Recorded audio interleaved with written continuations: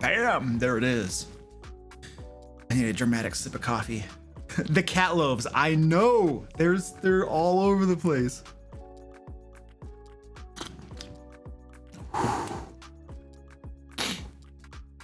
All right. What was I gonna do? Oh, we're gonna start the stream. Step one. Start the stream. No squeaky. Squeaky's begun bothering me already. Wow. All right, rock and roll. What's up? Welcome to the live stream. Tonight we're going to be doing Q&A. So Dungeon Master question and answer. You throw questions at me, I give you answers. That's how a Q&A works. And right over there, I have a whole smorgasbord of hamburgers and French fries. So the hamburgers have all the fixings. You got whatever you want. You got tomato slices. We got the what do you call them? The onions. We got mushrooms over there. We got cheese, jalapeno pepper stuff, cheddar, Colby Jack. There's a bunch of different cheeses over there. Lettuce. What else do we got over there? I think we have onion rings over there to put on top of your burgers too. And my wife is making fresh batches of fries constantly, so the fries aren't going to get cold and all nasty. So it's beautiful. Help yourselves. It's going to be great. I've already ate a little too much, so I'm gonna not be eating during the stream, but you guys are all welcome to it. We do have some limited beverages. We don't have too many things over there, but you know, do what you can. Looks like I have a cat chasing the laser pointer. Yep, I have cats chasing the laser pointer. It's so nice. All right, let's do our sleazy plug. Get us rolling here. So, our sleazy plug for tonight is my Patron PDF. Want to just remind folks that I publish this thing out every single month to my patrons. It is full of Dungeon Master resources. I got things, and you're seeing on screen right here images from our last Patron PDF that just got published this last week here. We have things in there like villains with stat blocks, NPCs, traps, puzzles, cool puzzles, really cool fleshed out puzzles, by the way, magic items, encounters. Every single PDF has 2 complete D&D 5th edition adventures in it, complete with maps designed for virtual tabletops. I've teamed up with the Mad Cartographer, who makes really sweet maps, and he's doing a lot of the maps for these PDFs. There's an example of one right there. So lots of cool crap in there for my patrons every single month. The idea here is that it reduces your prep time and improves the quality of your game. That's the idea. So if you think this might be something that would be useful for you, you might be able to use in your games and all that good stuff, there's a link down below to my Patreon page, and it's also right there on the screen as well. Also note on here, I have a team of contributors who help contribute ideas to this. So we have I'm trying to get together a professional type publication here. This is not some piece of crap that we throw together in 2 seconds and then be like, "Ah, look at, I made you something." Ha! No, the idea here is this high quality crap. This last Patreon PDF was 30 pages long. So my goal here is to give folks useful stuff they can use in their games. So there you go. There's my sleazy plug. I don't know how sleazy it was, but it's a plug. Oh, look at that. We just did a hype train. What level did we get on the hype train? I wasn't paying attention. It's high quality crap, still crap. Isn't high quality crap still crap? No, that's not the way it works. No, high quality crap. If crap is high quality, then it takes on a new characteristic and transforms from crap into gold. Something like that. Anyway, whatever. All right, and then I want to give a shout out to some patrons as well. Also, thank you, Ed, for reminding me to check out some of these days. I had lots of folks that we cleaned house. Now I have shorter lists up here. It's a whole lot better. I had crazy long lists. I never did housekeeping, and the list kept getting bigger and bigger and bigger. So they've been made more manageable now. So I do want to thank all my patrons for all the support, for help keep the lights on around here and stuff. Produce lots of free content for the D&D community, and every patron helps create more crap for people. So it's a beautiful thing. These folks here get a special name call out because they're super awesome.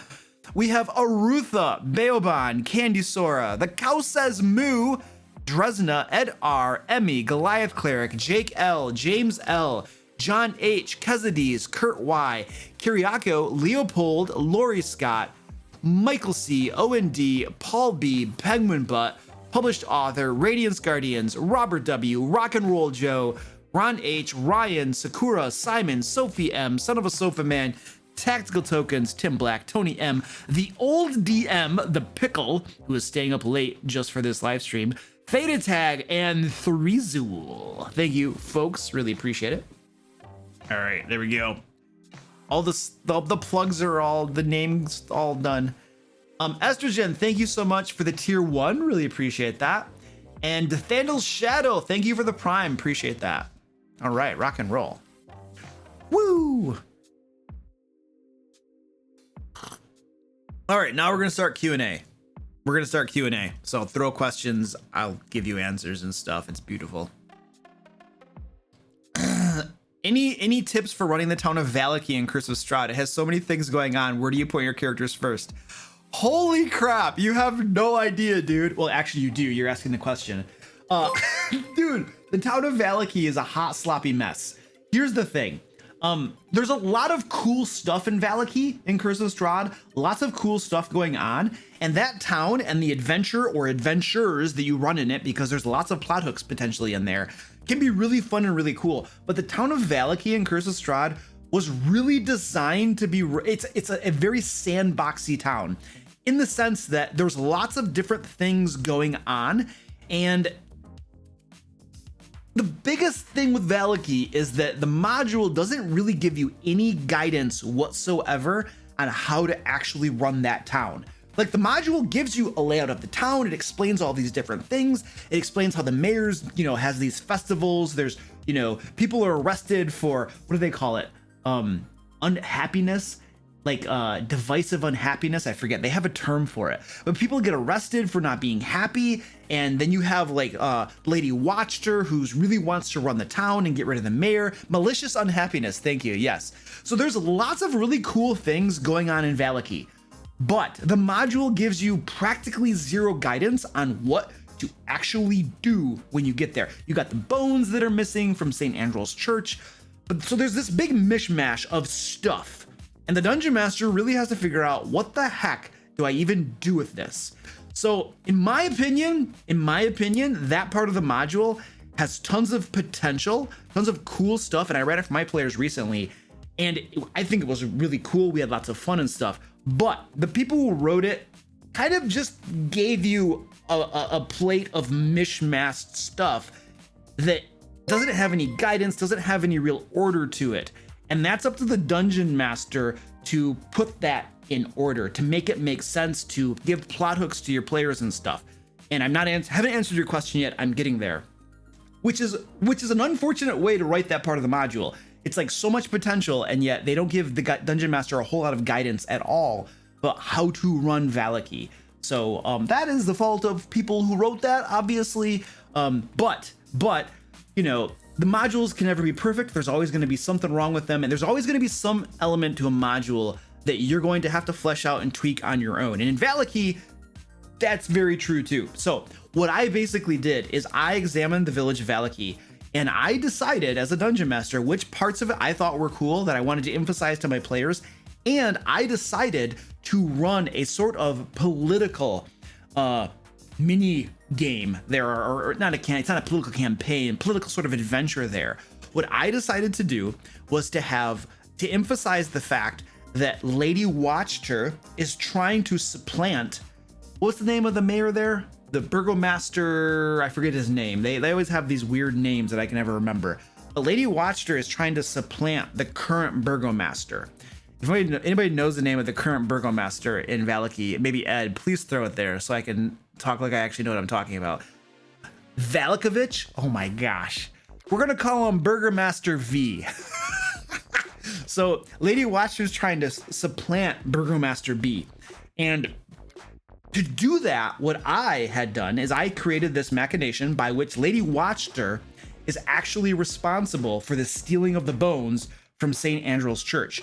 So she essentially paid the coffin maker to get the one boy, the gravedigger boy, who then got the altar boy, to get the priest, I forget his name, to tell them where the bones were.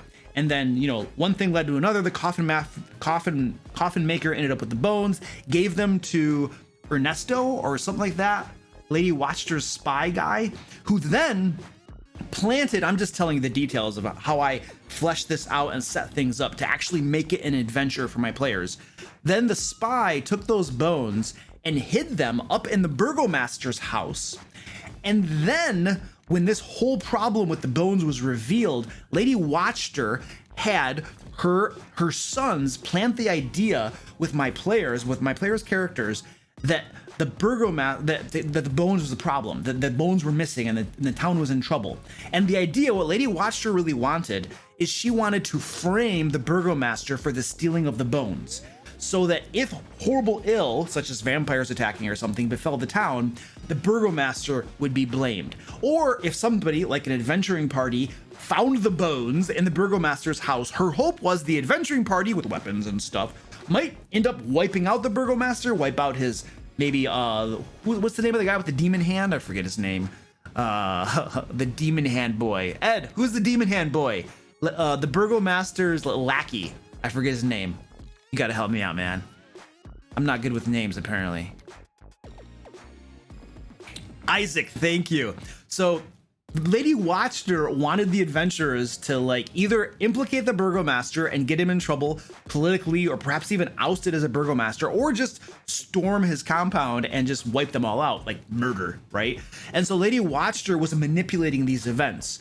And it was fairly successful too. My players were following along the entire way, except that right before they were kind of basically gonna storm the burgomaster, they ended up going to Lady Watchter's house, found her bad stuff happening down in her basement, the cult that she was running, and then ended up, I forget exactly all the details, but they ended up doing certain things where there was a threat to Lady Watchter and she was afraid for her life, and she left the town and fled to her estate in the countryside. And then the players went into the burgomaster's house. Even after they got the bones first, they convinced Ernesto to get the bones for them. They turned the bones over to the priest and resolved that first. But then they went back to the burgomaster's house because there was a shoemaker that had been taken for malicious unhappiness from the church's congregation, and the priest had been asking them to get the shoemaker released. And so they went back and they'd heard about the burgomaster's son up in the attic being super crazy, and they didn't like Isaac, and they didn't like the whole idea where the burgomaster was putting people in the stockades and abusing them because of malicious unhappiness. So they really had a vendetta against the burgomaster anyway. So they went back to the burgomaster's house, for all intents and purposes, pretty much killed everybody there. They killed the burgomaster, they killed the son Isaac, or the son Victor, and then they later on took out Isaac and all this kind of stuff. So they wiped out the burgomaster. They ended up sending Lady Watchter running for the roads, and then there was this vacuum of leadership in Vallaki, and they ended up installing who was it, so there was a burgomaster in the town of Barovia, and he had a son and a daughter, and the son's name was it Bismarck, and the daughter's name is she's like one of the most important NPCs in the entire module. She's the girl that Strahd wants as his bride. Please, somebody give me her name. Irina, there we go, Irina. Okay, cool. So with this void of leadership in Vallaki, my players then went to Irina and Bismarck and were like, hey, you guys want to rule Vallaki? And so they installed Irina and Bismarck, I think his name was Bismarck, as the leaders of Vallaki, and that's how they cleaned everything up. But my point is, I told you kind of the whole story of how I set everything up, but my point is not to necessarily do it the way I did it. My point is that as a dungeon master, you kind of have to figure out how you want to present Vallaki to your friends. Now, I had no idea how my players would resolve everything. I presented the situation of the political strife, of Lady Watchter having to do with the bones and all this kind of stuff. I didn't know how my players were going to approach it, how they were going to resolve it, what would actually happen as a result. So I set the situation up, and then my players just played it through, and we saw how things shook out. And so I tell you that story because that's just one iteration. I could set up the exact same situation for a different group and it might turn out differently. Who knows? So I didn't manipulate the plot. I didn't guide them down a certain route. That would be railroading, right? but I set the situation up and I allowed things to unfold. And my point is that dungeon masters, when you're running Vallaki and Curse of Strahd, or any town that's set up like that, you have to do the same thing. You have to set up some plot hooks, establish plot hooks and things like that, set up the situation, present little plot hooks to your players. I had about 3 different plot hooks I presented to my players. I told them about the shoemaker that had been arrested for malicious unhappiness and was being held in the burgomaster's house. I told them that the St. Andrew's bones were missing. And then I was constantly painting the burgomaster as this really bad guy who was being a bad ruler to the people. And so I was planting all of these little things, and I was just counting on them following up on one of them and just seeing where things went. So I ran Vallaki like very much like a sandbox where I prepared and established a bunch of different things, and then my players were free to approach any of them and do kind of whatever they wanted within the framework of Vallaki. Right? So it wasn't an undirected sandbox where I was like, hey guys, just do whatever you want. Whee! And then they wandered around trying to find something fun and interesting to do. It wasn't an undirected sandbox like that. Those probably are pretty sucky games in my opinion, but hey, that's just me. Instead, it was more of a directed sandbox in that here's a big sandbox. Here are some plot hooks. What do you guys want to do? I gave them some interesting things for them to follow up on and do. And so that's how I ran Vallaki. And I thought it was really, really cool and lots of fun for my players. It was a whole lot more work preparing that part of the game than it was, say, preparing Death House, a simple location-based adventure. This is probably the way I ran Vallaki. Not only was it more of a sandbox, but it was also approaching more of an event-based adventure. It was still location-based because there were still location-based elements, but it was also a little bit more trending toward event-based as well. And because this was a sandbox and because it was event-based to a certain extent, that made it trend toward a lot more prep work and being a lot more difficult to run at the game table. But it was super fun. I thought it was fun. My players, who knows, hopefully they thought it was fun too. They're still my players. They haven't quit yet, so we'll just say they thought it was fun. All right, we're gonna write that down. When was that recording? That was at about 8 minutes. Good question, Patron. Man, I might put that on my YouTube channel.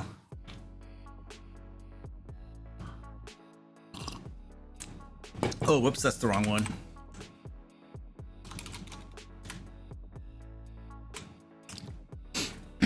All right. Pakan says you hate puzzles. Who do you get to make the puzzles? Okay, yes, I do not. So if he's talking about the Patron PDF and how it has puzzles in them, not every single issue has puzzles, but we do put puzzles in it. I am admittedly not a very good puzzle maker. At least I haven't really tried doing it really for realsies before because I don't find puzzles to be super interesting for me personally. So I've just never really made them. So I consider myself probably not to be very good at it. So I had a couple different folks. Ed, who's in the chat right here, he made some puzzles. And then we had, was it Spyro? I'm pretty sure it was Generous Heel, Spyro. Penguin, who knows? Danny knows. I'm pretty sure it was Spyro who made the other puzzles. He's another one of my moderators. So yeah, I had those two folks were making puzzles. I'm gonna tell you what, they were really good. It was Spyro? Okay, beautiful. They were really good. Ed, I cannot tell you how impressed I was by your puzzles, dude. They were, I swear, dude, the next time I have puzzles, man, I want you making some puzzles for me, dude. They were so good. I was reading your puzzles, and Spyro's were good too. I'm not saying his weren't, but I was reading your puzzles, dude, and I was just like, this is legit, man. And it was well written. I didn't have to do a whole lot of editing. It was, oh man, that's the exact type of contributor I'm looking for the Patron PDF. Folks who can not only create cool resources and ideas and stuff, but could also write them in a fairly decent manner, which reduces my, tweaking that I have to do afterwards. So I really, really appreciate that.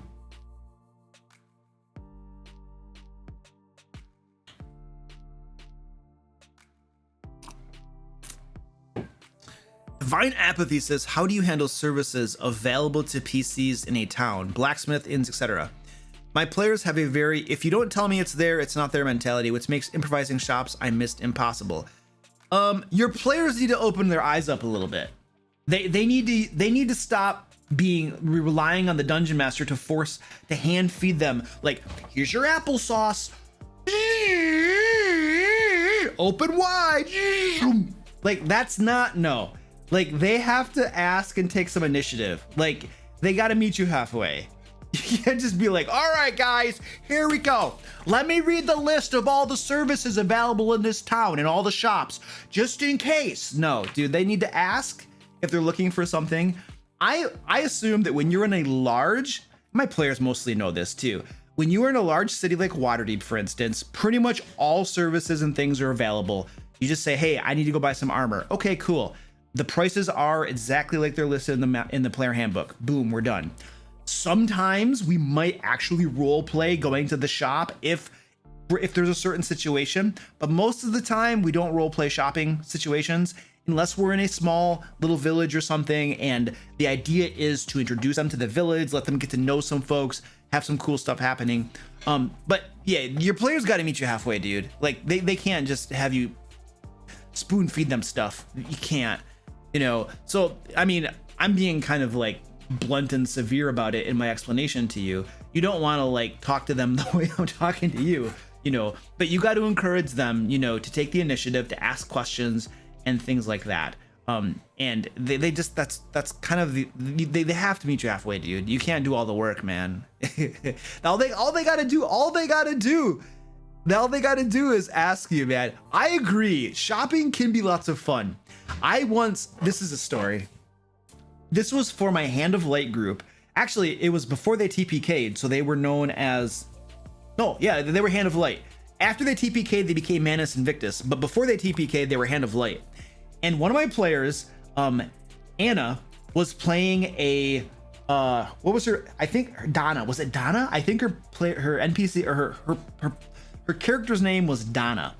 And I was role-playing this shopkeeper in the market, and he was bartering with her, and she was bartering back with him. And I had this like little voice that I pulled out of nowhere. It was kind of like it was sort of like a marketing.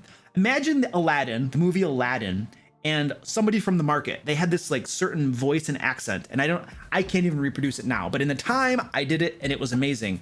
And Anna was like bartering back and forth with me, and we had a whole little thing there. I don't know if it was 5 or 10 minutes of haggling back and forth and having this conversation, and it was amazing fun. It was really, really cool. But I think the thing that made it really interesting is that they had the opportunity to interact with an interesting NPC. It was a cool NPC, it was a cool situation, and there was some chemistry there between like the character and the NPC haggling back and forth that made it really fun. So yeah, it can definitely be a cool experience for sure. Not saying it can't be.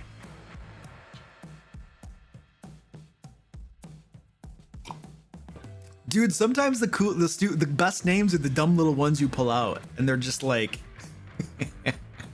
like Gary the Intern. That's how Gary the Intern started. Some kobolds attacked my Wonder Panda campaign, and they killed all the kobolds except for 2, and they were interrogating them, and one was being uncooperative, so they killed him, and then there was one left over, and they were like, look, if you don't help us, we're gonna kill you just like we killed that guy. And that kobold was like, okay, I'll help you. And his name was Gary. No, his name wasn't even Gary. His name was like Garufinus. It was some weird name that began with a G that was hard to pronounce. And my players were all like, we're not calling you that. Your name is Gary. We're calling you Gary. And the kobold didn't argue. And then after a little bit of talkie back and forth, they pulled him on as an intern, and they offered him, he had 401k, he had medical, dental, all this sort of thing. He had to fill out forms for his beneficiaries. It was beautiful, and that's how Gary the Intern was born, in part because of a dumb name that I gave an NPC, and just role playing a kobold like a little moronic fool, and they thought he was cute, and so he became part of the party. And now most of my groups run into Gary the Intern at one point or the other. He's like a reoccurring famous or whatever NPC in my games.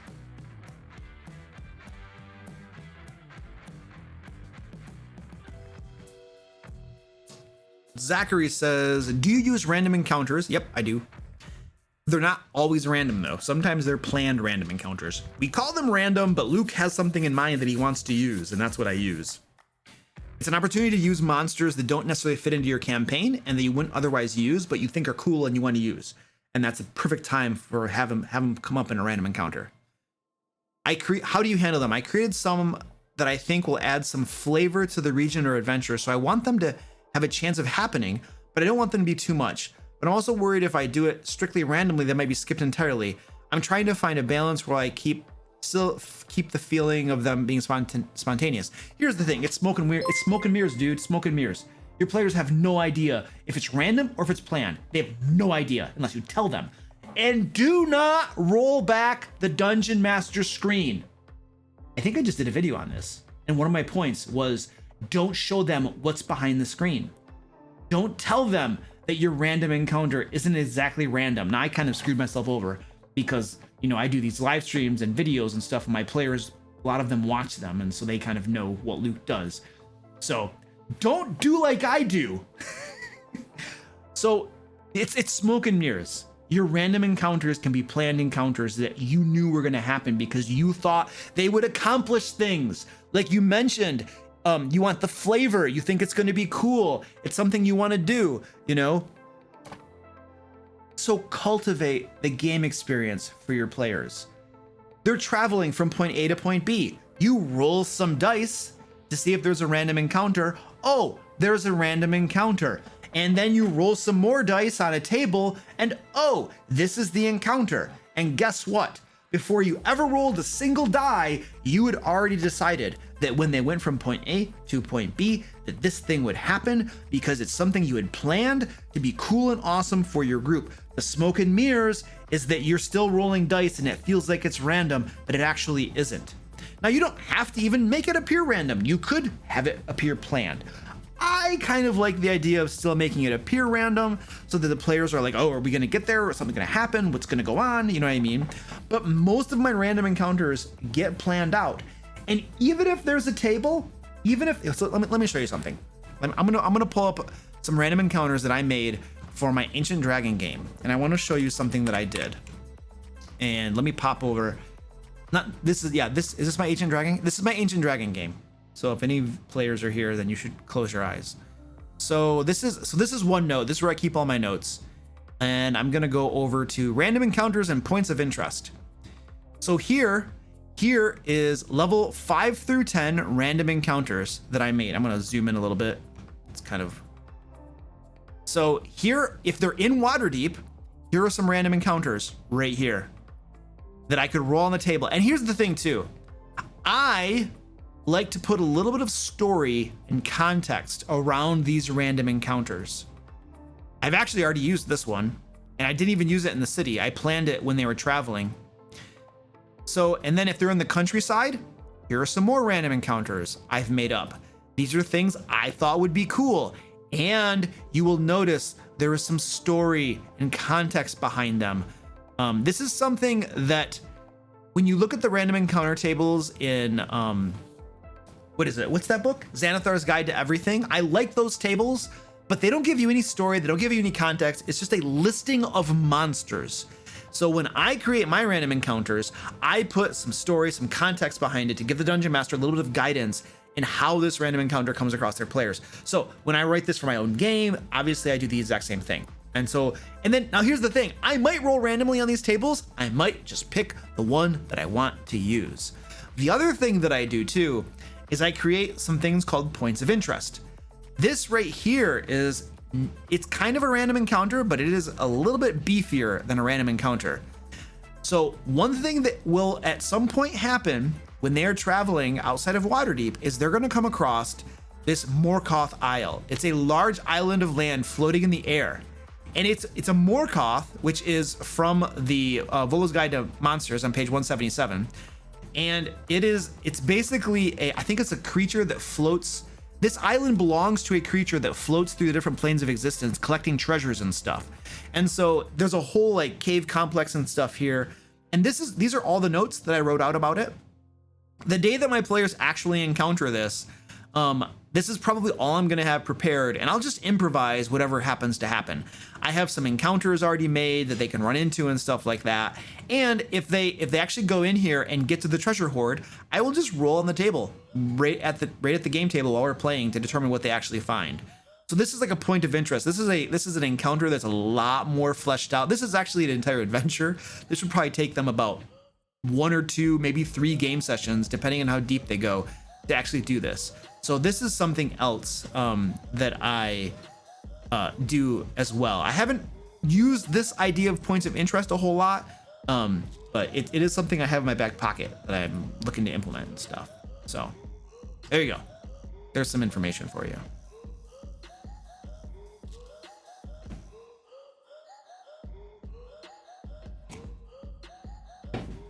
Beth N, thank you for the Prime. I appreciate that. Arutha, thank you for the tier 1. Some of the best advice and content I have found. Keep up the great work. Well, thank you, sir. I appreciate that.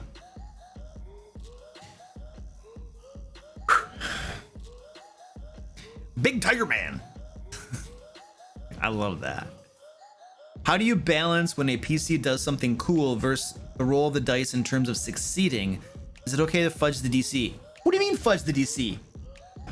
There's no such thing as fudging a DC, because DCs, difficulty class, DCs of checks are set by the Dungeon Master.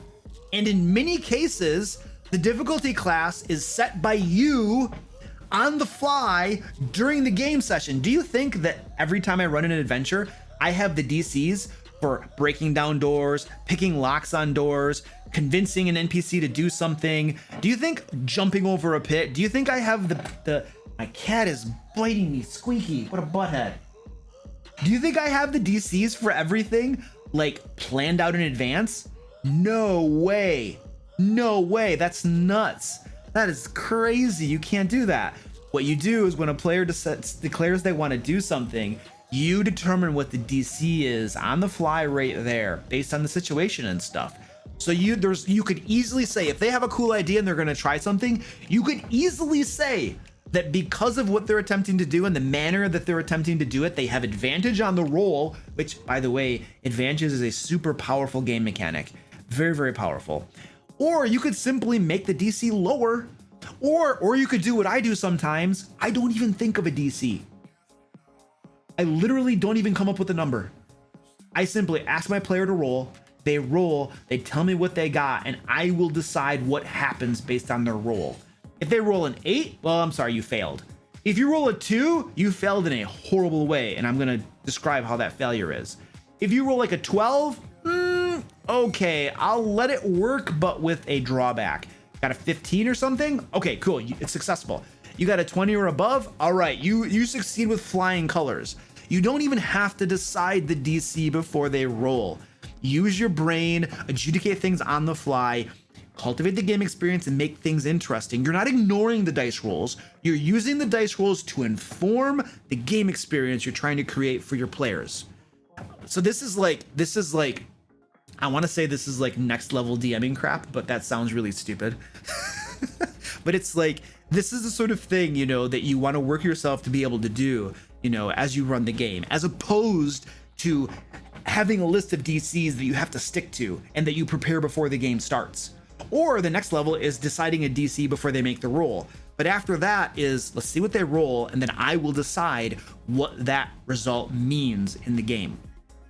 And obviously, if you're approaching it this way, your mentality as a dungeon master cannot be player versus DM and DM versus player.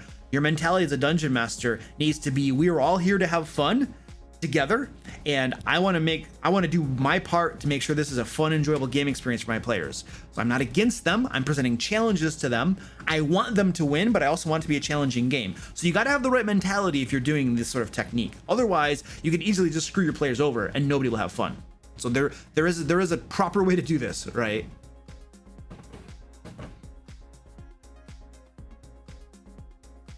All right.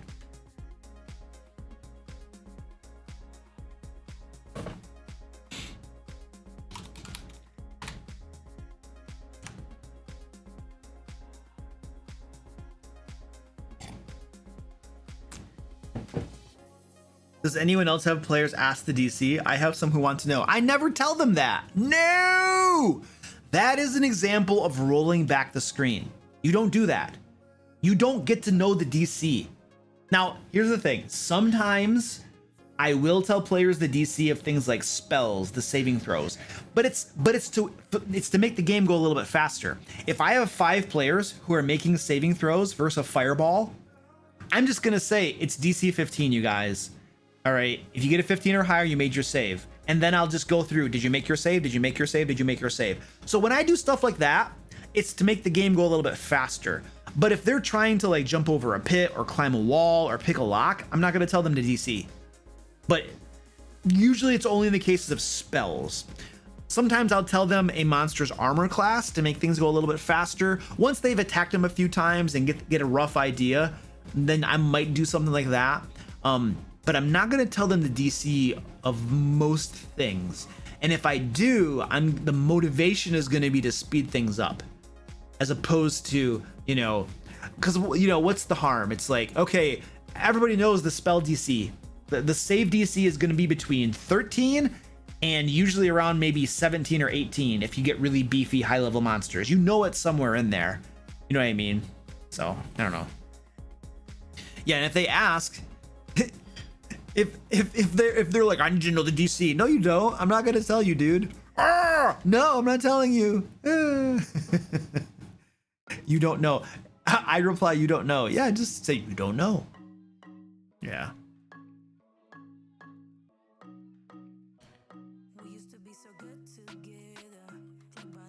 Oops, I think I screwed that up. Let's try that again. Oh, I did. Well, what the heck happened here?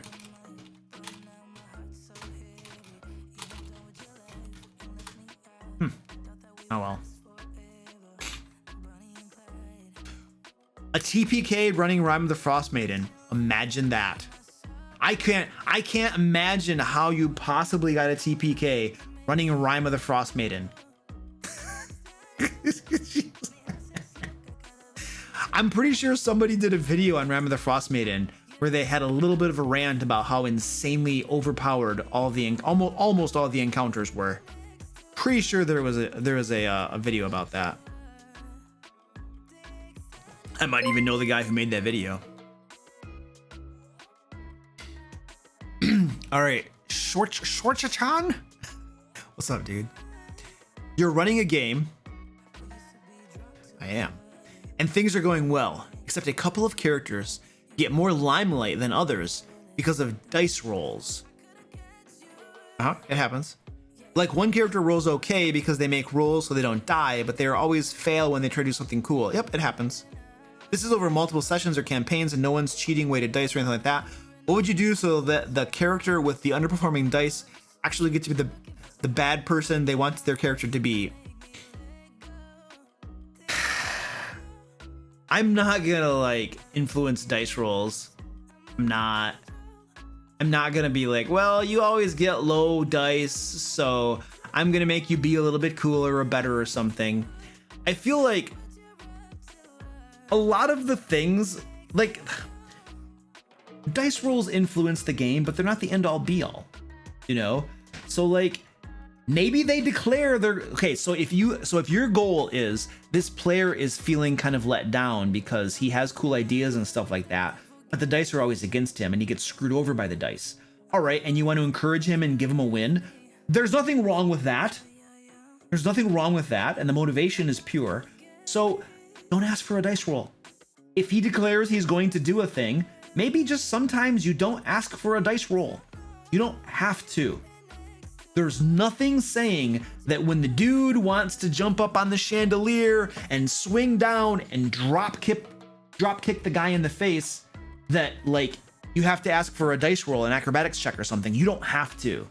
You can just let it slide and then give him his moment. So this is cultivating the game experience, right? The dice are a part of the game, and you don't want to totally push them out. Pushing the dice out You know, in fact, I rarely ignore the results of dice. I usually let the dice guide what is happening. Almost always, I roll out in the open for my players because it is a game. There should be an element of chance and luck and bad luck, well, same thing, to the game. So you don't want to discard dice rolls, but in some instances, you do want to cultivate the game experience. So in those instances, in your particular example, just don't ask for the dice to be rolled. Let the person declare what they're going to do and be like, that's cool. And you describe the results and you give them their win. Don't do it all the time. Don't do it all the time. But every so often, if you want to give them a win, give them a win. And they're going to feel cool and they're going to enjoy it and they're going to appreciate it. And if anybody calls you out on it and some jackwad is over there and they're just like, hey, why did they have to roll dice? I would literally just turn to them and be like, dude, first of all, I'm the dungeon master and I decide when the dice get rolled. Second of all, that was a really cool idea, and I have decided that it is going to work. Period. End of story. That's my prerogative as a dungeon master. I am allowed to do that. I'm running the game. An Iwan Stone of Inspiration for crap rules.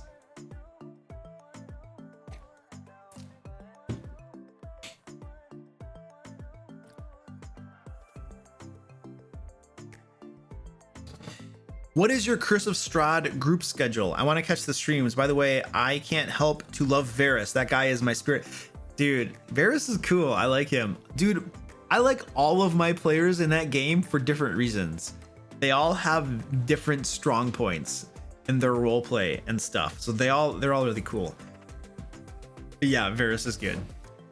The Curse of Strahd schedule, we're playing this Sunday. It's every other Sunday. And this Sunday is one of our on Sundays. So this Sunday at roughly 4 p.m. Eastern US time, and then it's every other Sunday. And also, Ed just linked my second YouTube channel. You can also watch all of our games on the second YouTube channel. Sympaticos is in the game. Sympaticos is Trevor. He's playing Meridon. Is that right? Yeah. He says Stefan is the best. Stefan is amazing. Yes, I would agree. He is, well, obviously the player playing Stefan is an awesome player, but also he has chosen to roleplay a character that is spectacular as well. Like, it's just this happy marriage of great player with like probably one of the most perfect characters he could choose to roleplay, and he just nails it. It is absolutely amazing. It's like a performance. It's so good. Man. Hey, you're very welcome, Shorticon. Happy to help, dude. You're learning to DM? Cool. Dude, this is the place to do that, man. We got Q&A every week. On Fridays here, we create Dungeon Master resources together that you can use in your games, but also you can see the process behind how I create Dungeon Master things, like adventures and magic items and traps. Like, so one of the reasons we do the Friday live streams where we create resources together as a community, there are two reasons. One is so that we can create resources that I can put on my website for free for other people to use to help them in their games. And the second reason we do those is so that you all can see the process behind how I do this stuff, so that you can learn to do it for your own game. So I'm trying to like hands-on show how the sausage is made, so you guys can all do it. So like if you're trying to learn to be a dungeon master, this is 100% the place to be. And obviously I got a YouTube channel, publish videos that talk about how to be a dungeon master and stuff too. So it's all beautiful.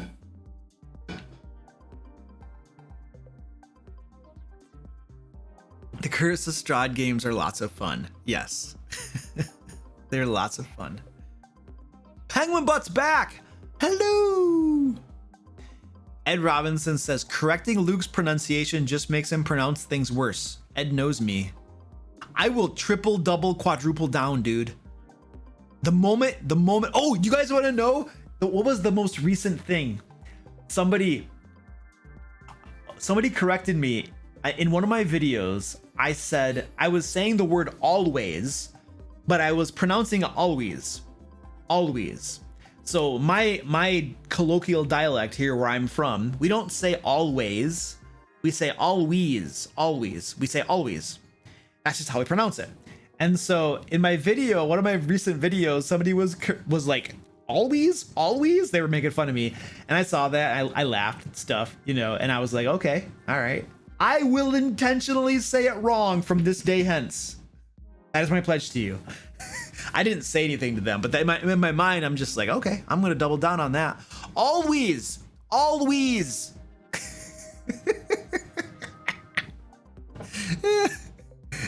It doesn't bother me when people correct me. I know I screw crap up. It's not a big deal. But I'm gonna 100% double down because I just think it's hilarious.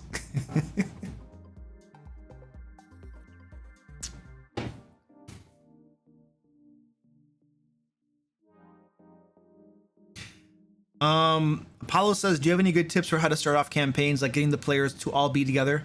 I made an entire video about starting campaigns. I have 2 videos actually on my channel. Go to my YouTube channel. There are 2 videos for you to watch.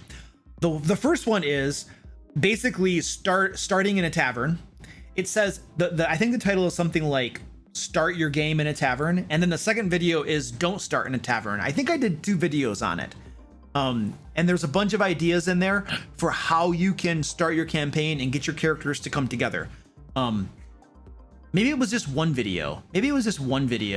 But anyway, there's a video on different ideas. It gives you different ideas and different ways to do that.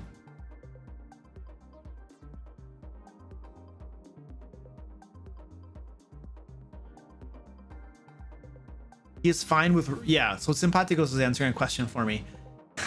He is fine with rule corrections or discussions if it's short. Anything that takes too much time is saved for after the session. He makes a ruling and we go with it and then learn the right answer later. Yes, exactly. Sometimes too, what I'll do is I'll make a quick ruling and I'll just ask a player, hey, can you look that up and see if there's anything that, what's his name? What's the smart aleck?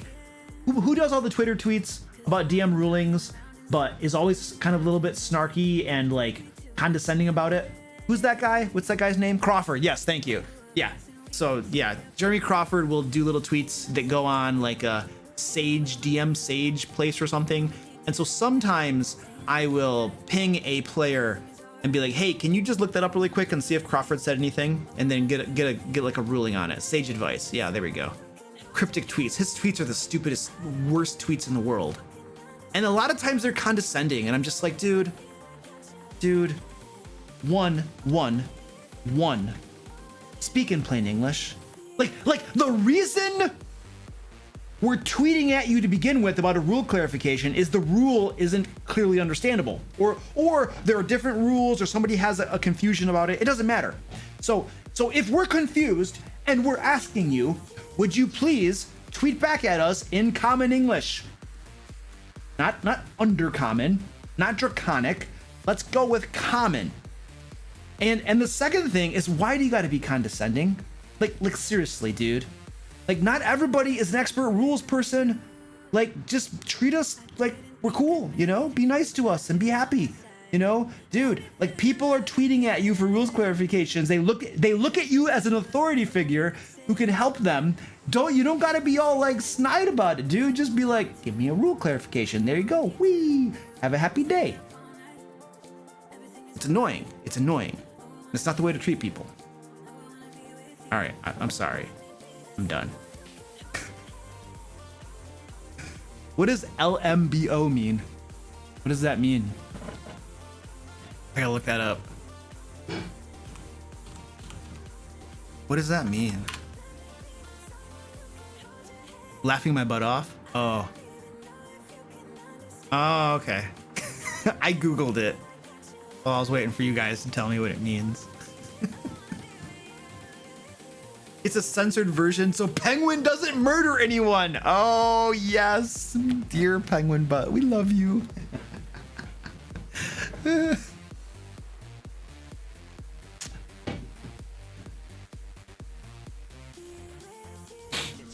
Squeaky, yes. This cat wants a snack. The pickle says, any tips on making NPCs Squeaky, don't bite me. He's down there. He's like, nah, nah, nah, nah, nah. He's like at my leg. He's like, nah, nah, nah, nah, nah, nah. He's biting my leg. These guys all want their snack. Look at them. They're just lining up. They're like, look at us. Come on, human, let's go. We need food. They do not need food. Look at them. They do not need food. Any tips on making NPCs players will notice and enjoy interacting with? I'm often afraid of shoving them in my player's face. No. Here's the thing, Pickle. I've spoken with my buddy John about this at length, and so first of all, 2 comments about making NPCs that players will actually like. One, a lot of times it's hit and miss. A lot of times you just don't know. You can put a lot of work into an NPC, lots of work. You got a description, you got a personality, you worked on a voice, you even wrote a backstory, a little short backstory, but it's a backstory nonetheless for your NPC. And then you're just like all happy. And you're like, oh, I can't wait to roll this NPC out. Oh, this is gonna be so much fun. And you're getting all excited about this NPC and you worked on it, and you're practicing the voice in the mirror, you know, and all this to get kind of into it and stuff, and you're thinking about possible conversations that might happen, and you're getting all hyped up about it, you know, and then the moment comes in the game session and your players run into that NPC and you're just like, got this cool voice we're gonna use and all of this stuff, and the NPC is a complete and horrible, total letdown. Your players don't care about your NPC at all. They're like they get their business done, and then they're out. And your NPC is just like, and you as a dungeon master, you're like, but I spent so much work on it. I did all this stuff. And your players didn't care. They just walked away on their business. We got orcs to murder. Sorry, we got treasure hoards to steal. We don't got time to talk to you, Mr. NPC. All right, you're just not important enough for us. And the dungeon master's off in the corner crying, right? Because she spent so much work building this NPC and working on this NPC. And these are the cruel, heartless. No, the thing is that you just don't know what NPCs your players are gonna like, what they're gonna be attracted to, what's gonna like get their fancy. Sometimes you don't know. It's hit or miss. Sometimes it's the luck of dice. Sometimes the NPC that you don't spend any time creating, such as Gary the Intern, zero prep went into creating Gary the Intern. Your players just love. They love that NPC, and they grab that NPC and they're just like, you're ours. You're gonna come with us. We're gonna make you an intern. And you're just like, I don't get it. What's with the crap? I spent hours working on that NPC, have a backstory. This little kobold was a throwaway NPC. I didn't even give him a name. I gave you some bullcrap name that you didn't like, and you renamed him Gary. And all of a sudden, he's the party favorite, and everybody loves Gary. And we're taking Gary along with us. He has a 401k, he has medical, he can designate his beneficiaries. He got the whole works. And he was a throwaway kobold that you guys just happened to talk to. You probably were gonna kill him, but in the interrogation, you somehow decided you liked him. Okay. So this is the frustration sometimes the dungeon masters can have. So my thoughts are, don't not put work into it, do your best and stuff like that. But when you find your players like an NPC, when there's something you do that's actually good, from their point of view, and they really attach to that NPC, you got to capitalize on that. You got to take advantage of that. And you might consider making that NPC a reoccurring NPC in that game, maybe use it in other games. I have found that an NPC that I use in one game that my players tend to like, usually different groups will like that same NPC. So if I get a winner, I keep making copies of the winner. So there's one tip right there. The second thing that I can tell you is that after thinking about things, my buddy John and I have come to the conclusion that there are at least a couple of characteristics for NPCs that make them attractive to groups, things that will make your NPCs more likely to be successful. The first one, for whatever reason, players seem to enjoy funny voices. If you can give your NPC a funny, memorable, cute voice, like a kobold that speaks like this, for whatever reason, like the moment I rolled out Gary the Intern's voice and I spoke in kobold voice with him, my players were infatuated. They loved the voice. And they loved how I role played Gary, how I portrayed him. I portrayed Gary as this kind of dumb, weak, helpless kobold. And they were like, okay, he's got a cute voice, he's got a funny voice, we smile when we hear the kobold's voice, it's entertaining to hear the kobold's voice, and then he's this poor, weak little kobold, and he's kind of dumb, he's easy to convince to do things, he just takes our word at stuff, you know, he's adorable.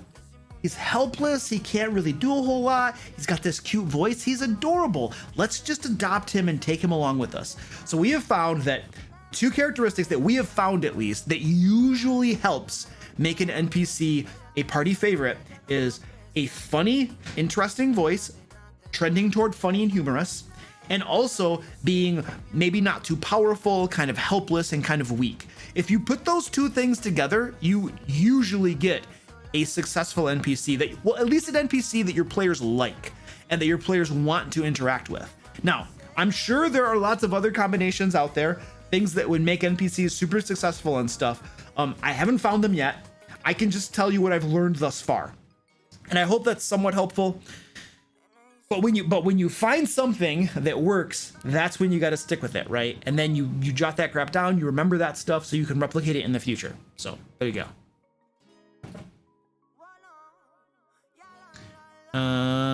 Here we go. I'm gonna write that down. Now it's probably about 50 minutes right there. Beautiful. Because Twitch sucks. That's why it lags so bad. Twitch does not allow variable bit rates. Well, they do, but you got to get queued up. You got to be special enough to get them. You know, I think partners usually get variable bit rates, but I'm just lowly affiliate.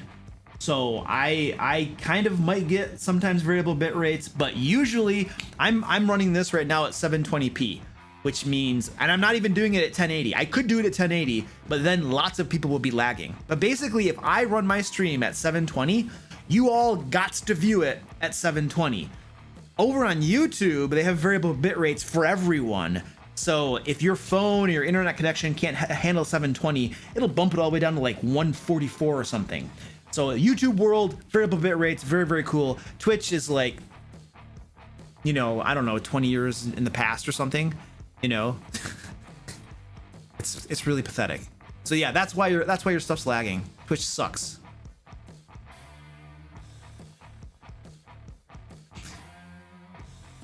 Why am I not getting coffee? All right, this is what we're gonna do. All right, here we go. Let's see, do we have redemptions? I'm pretty sure we have redemptions. We have a cat. Whoa, that's a lot of redemptions. Well, I can't do any push-ups. My hand is still injured, so I cannot do push-ups tonight. It's a convenient excuse, but it's true.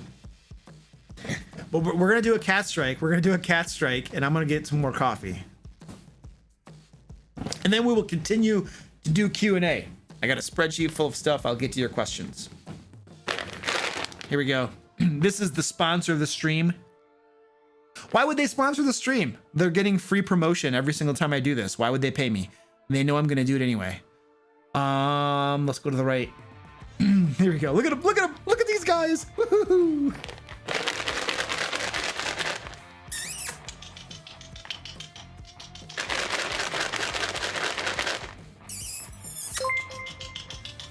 I have more cats. I'm trying to get them to come down.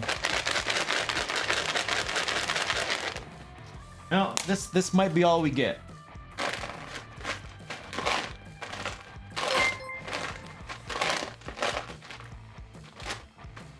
All right. Here we go. Holy crap. Woo! Orange, where you going, Orange? Orange got scared.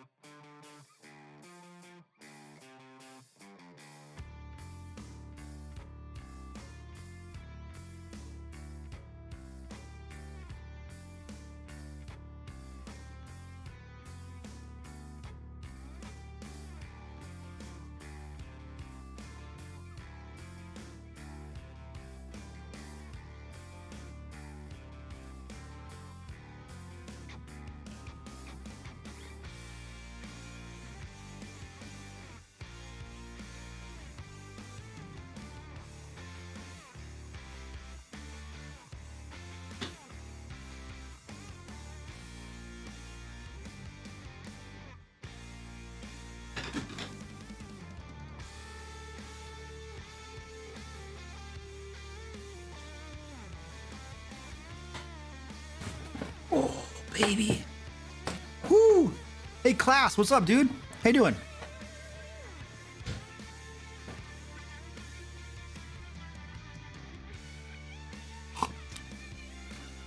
Oh, look at that. The raid came at the right moment where I'm away. Thank you, Raiders. What's up? Welcome. Kefa Paint Studios. Thank you, sir. Appreciate the raid. Came just in time to see my cats eating. Oh, who's Orange? Orange going in the box. LaJoy, thank you for the tier 1. Oh, Gifted. Gifted is tier 1. Thank you so much for the gift. Appreciate that. No, there's no way for you to see the spreadsheet. That's top secret. Sorry.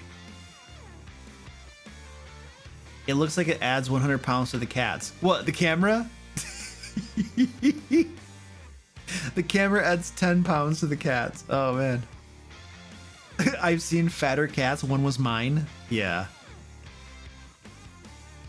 They're a little chonky. He could show you, but then he'd have to TPK you. Yeah.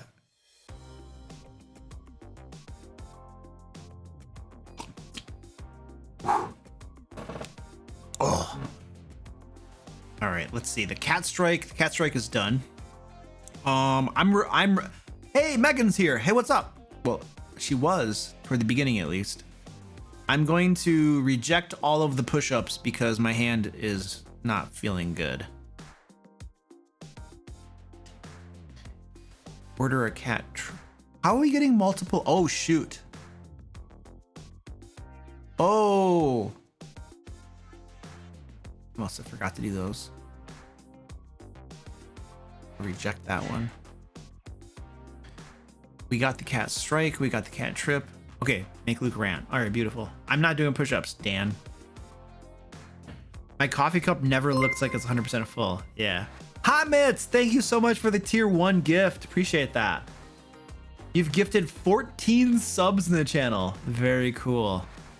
Now Squeaky's gonna go in. Squeaky has to check.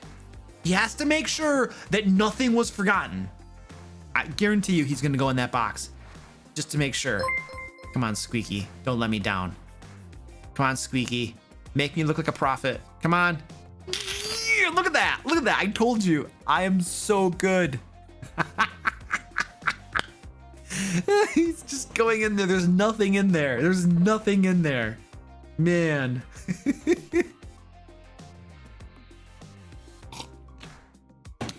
All right. Thank you, Hot Mitts, for another tier 1 sub.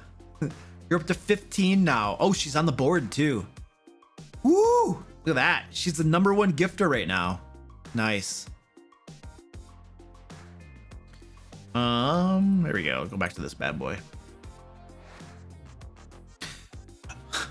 So I have a rant redemption. A rant redemption. Make Luke rant. Toxic players and the best way to deal with them. I mean, this can be a short rant.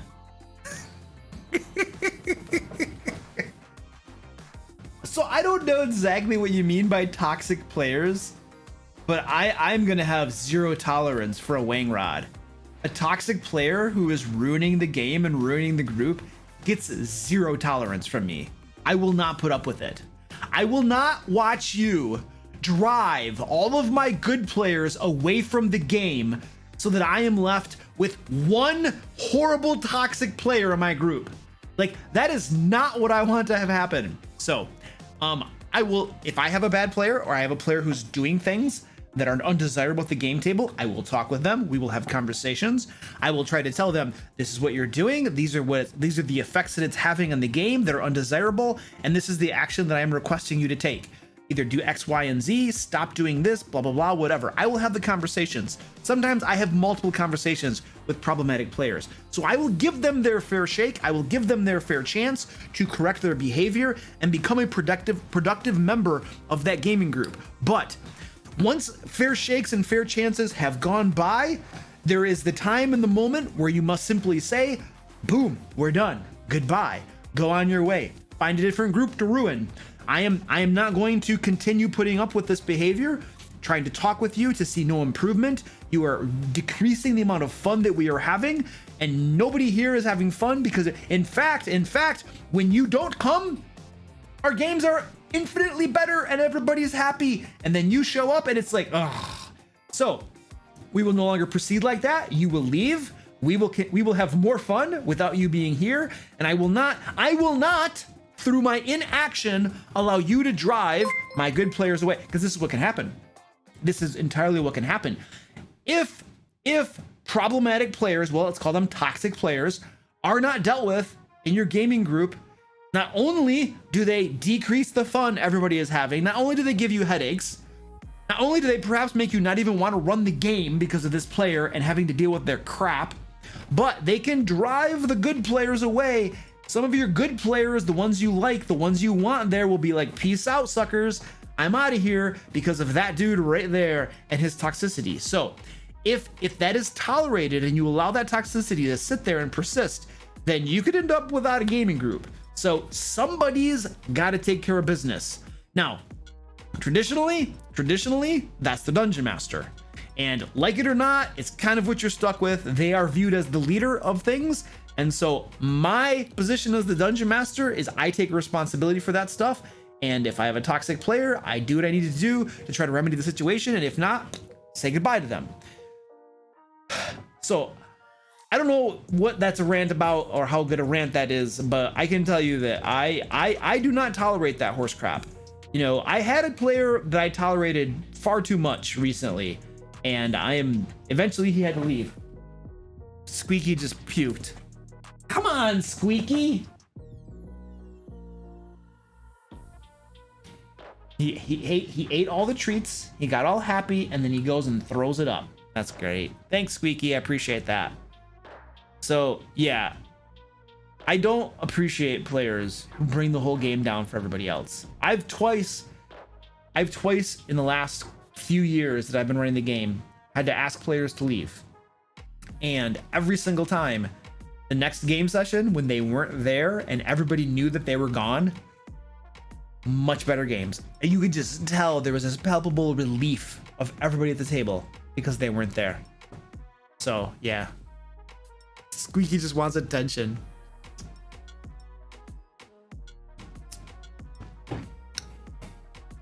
Dungeon cleanup on aisle 9. Yeah. Some offenses get an immediate boot from the table. I would agree with that. There are some things that somebody does that I'm probably gonna just kick them out. I absolutely would. Yeah, 3-strike system. Not necessarily. It just depends. It depends on what they're doing. It really depends on what it is they're doing. Some things you'll talk with them and work with them. Other things it's like, dude, are you serious? Did you just make that joke? No, that's screwed up, dude. I don't know. It depends on what it is, man. Depends on what they do. It's case by case.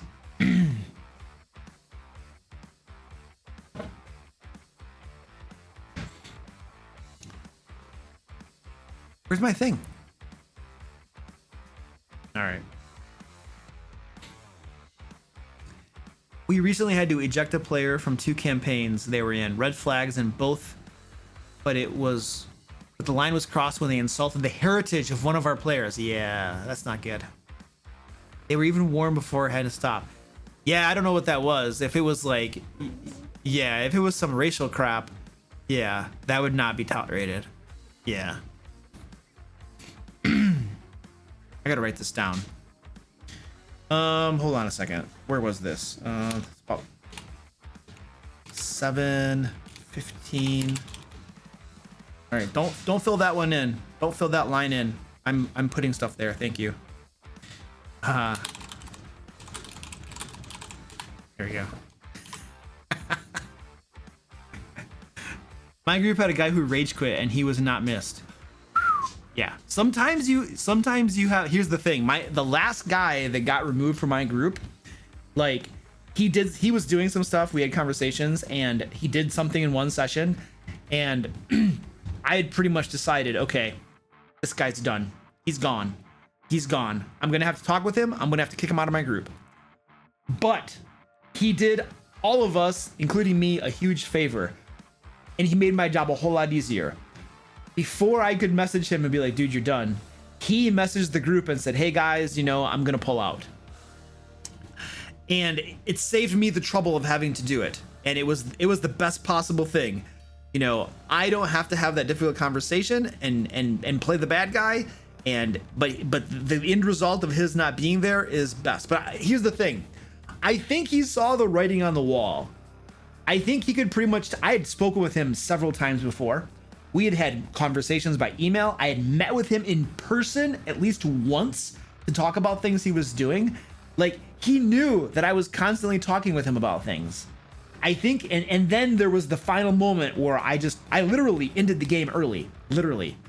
I just had enough with him, and I went to use the bathroom. I came back, I turned the video off. Actually, that game session is on my second YouTube channel. I turned the video off, so you can't see that part. And then I basically said, hey guys, I'm not having fun tonight. I think I'm done, and we'll come back in a couple weeks. Literally stopped everything, and we were done.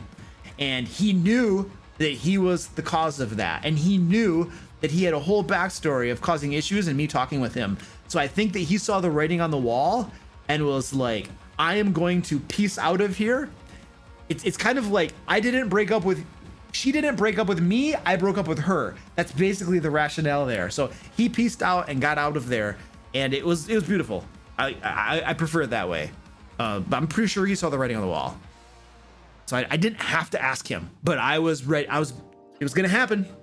Luke was going for the kill, and then he saved me from having to, you know, do it. So it was good.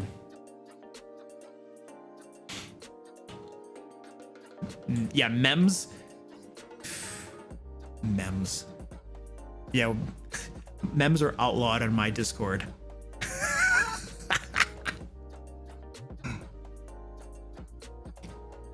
Hey Fred, thank you sir for the tier 1. I appreciate that, dude. All right, let's take a look at some more questions here. When prepping your homebrew adventures, do you use the monster stat blocks as written, or do you change them in some way? If you do change them, then what sort of things do you change? A lot of times I use them as written. I might change minor things. Sometimes I'll change things on the fly as I'm running the game too. There's never really a set thing that I'm going to change. Sometimes I will change, sometimes I'll give them feats. I like giving all of my spellcasters Warcaster, so they have advantage on concentration checks. I like anybody who's using a polearm, I like to give them polearm mastery, sentinel, and things like that to kind of beef them up and make them a little bit more interesting. So I'll give them feats. I might give them special abilities. Like I've given frost giants, for instance, a icy covering over their skin, and then when somebody attacks them, it causes shards of ice to break off and spray at you, doing damage. I've given fire giants a heat aura that causes damage in a small radius around them. So I've done little tweaks like that to monsters to make them more interesting, especially giants. Giants are such a bad creature. Giants are a big, huge sack of hit points that does damage. It's like giants are they are the epitome of a boring creature to run at your game. Epitome. Sack of hit points, does damage. That's it. They're so stupid boring. So giants almost always get some sort of tweak to them when they appear in my games. And other creatures that are similar. How do you deal with an Aarakocra player? Flying makes it rather powerful. Well, I don't allow in my games races that allow flying at level 1. So you don't start off with a character that can fly. If a player wanted to play an Aarakocra, I would probably do a thing, some sort of mechanic by which you can't fly at level 1, but by the time you get to like maybe 5 or 8, then you can start flying.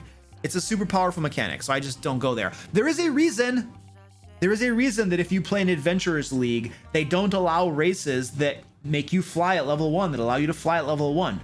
It is a very powerful game mechanic. Even Wizards knows that, and even Adventurers League has that rule. It's there for a reason. And I just follow that rule too.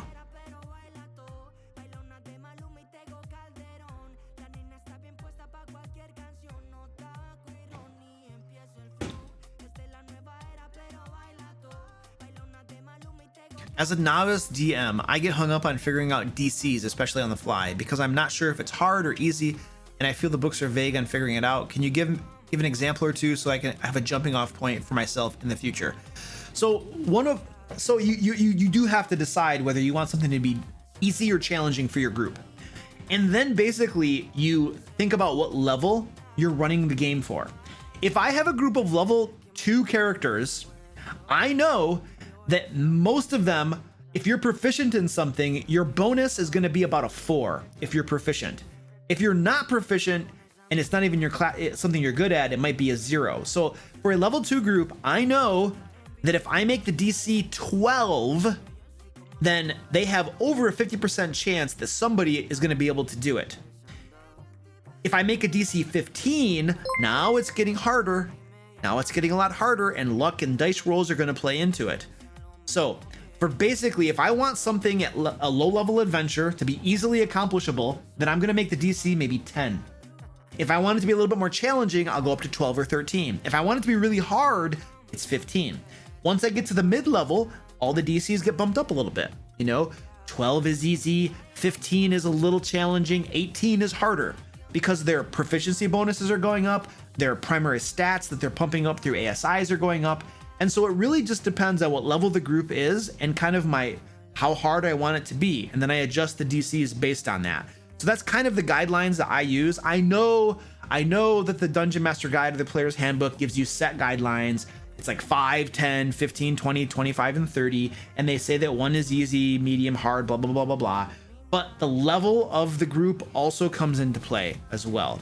So there isn't a set guideline, but I just gave you kind of an example and some of my thoughts and methodology behind it. So there you go.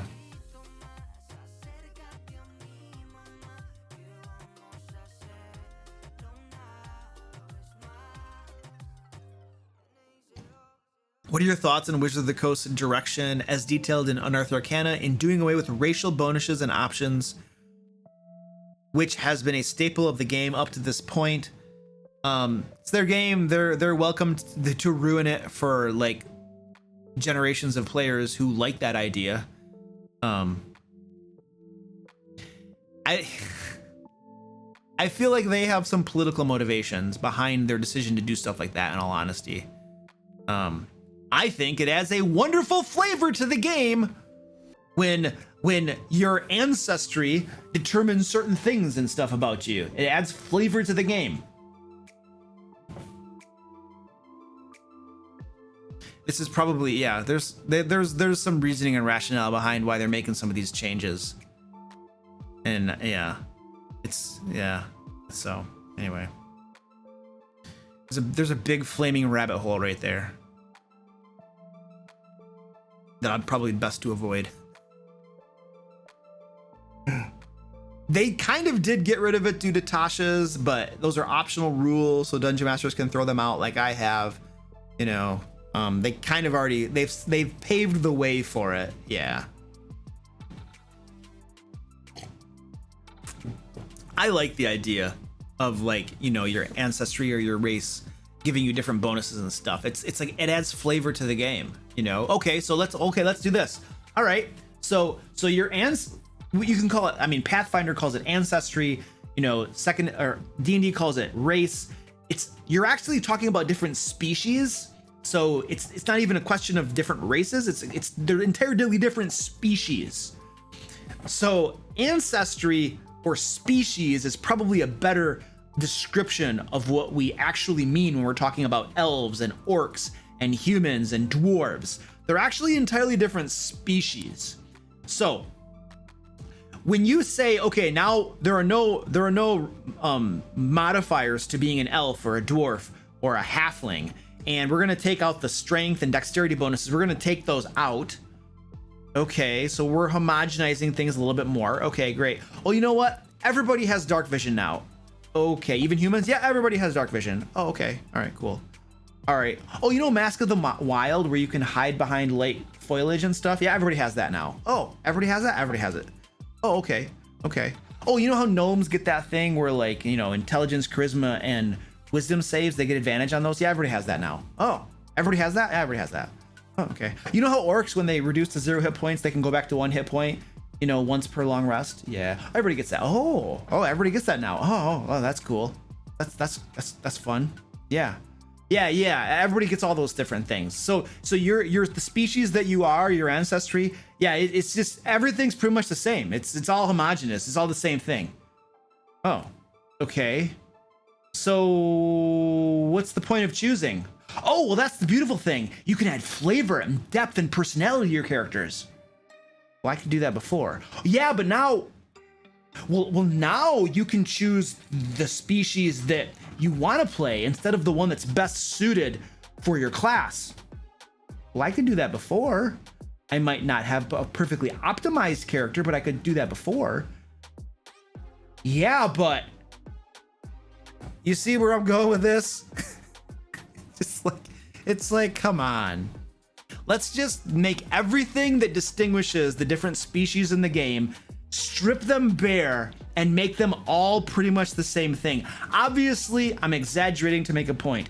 Obviously, I'm carrying us down that slippery slope into homogenizing everything perfectly so that you can never say that one race is better than the other or one species is better than the other. Obviously, I'm saying that to make a point, you know, and this is where they're going, it looks like. You know, everything is homogenous, everything is the same, there is no difference. There. Boom. I think it makes sense that dwarves have higher constitution. The species of dwarves is described in all of the lore as being tough little bad boys.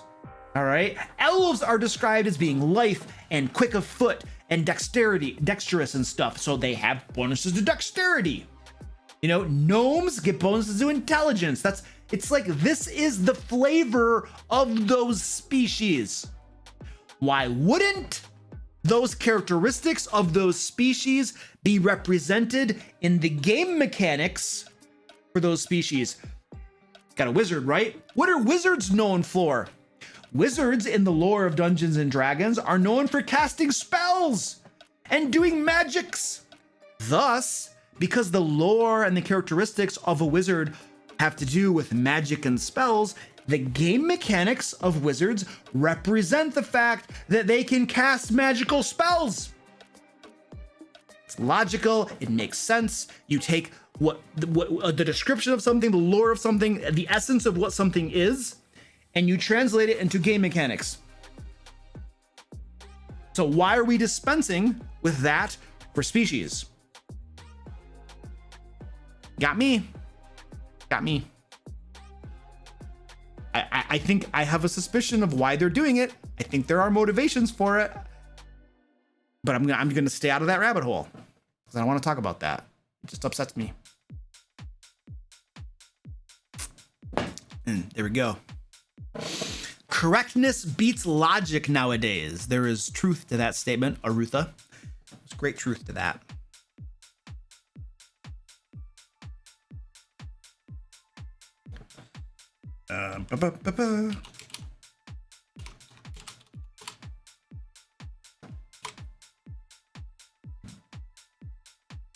It's because there's too many crybabies who want everyone to be the same. Suck it up, Buttercup. I mean, it has to do with crybabies to a certain extent, I feel. It has to do with loud vocal minorities that cry about things and influence change when the majority of people are happy with a thing. I think there's some truth to that. Yeah, I think there is.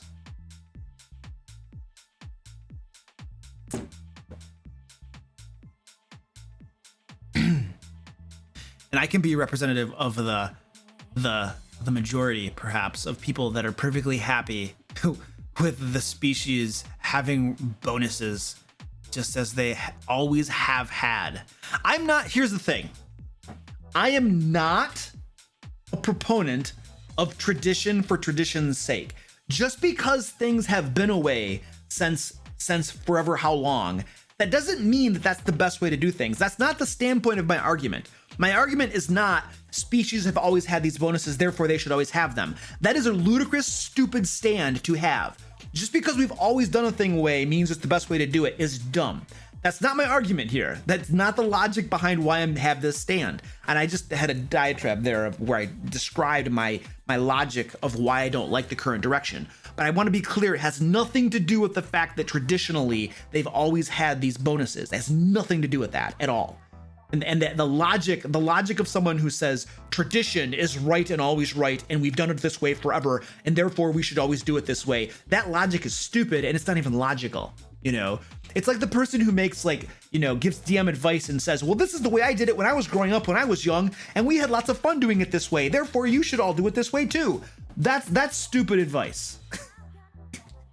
The person who appeals to tradition and their own experiences back in the day when we did the thing a different way and then says that this is the way you should do it because it was fun for me back in the day, that's dumb. That's not logic. That's just stupid. Yeah. Anyway, sorry. I'm double, triple ranting there. Luke's got to calm down. There's a study with monkeys on that, actually.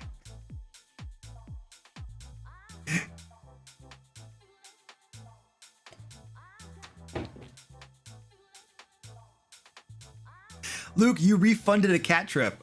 I refunded a cat trip? Oh yeah, I know. I clicked it by accident. I think I refunded that to Megan. It's okay. She's cool. I like her. But it doesn't matter. Just give her some more points. That was a great rant. You like that rant? Oh man, that's the type of rant that could really have some people get upset with me. Like, oh, Luke is wrong. Yeah, that's the type of rant. You could have like 75% of people agree with you, you know, but you say certain things and then like there's like this small segment of people who are like, let's go murder him. How can he dare say that? How could he dare have opinions and beliefs on things that are different than ours? Okay, let's keep going here.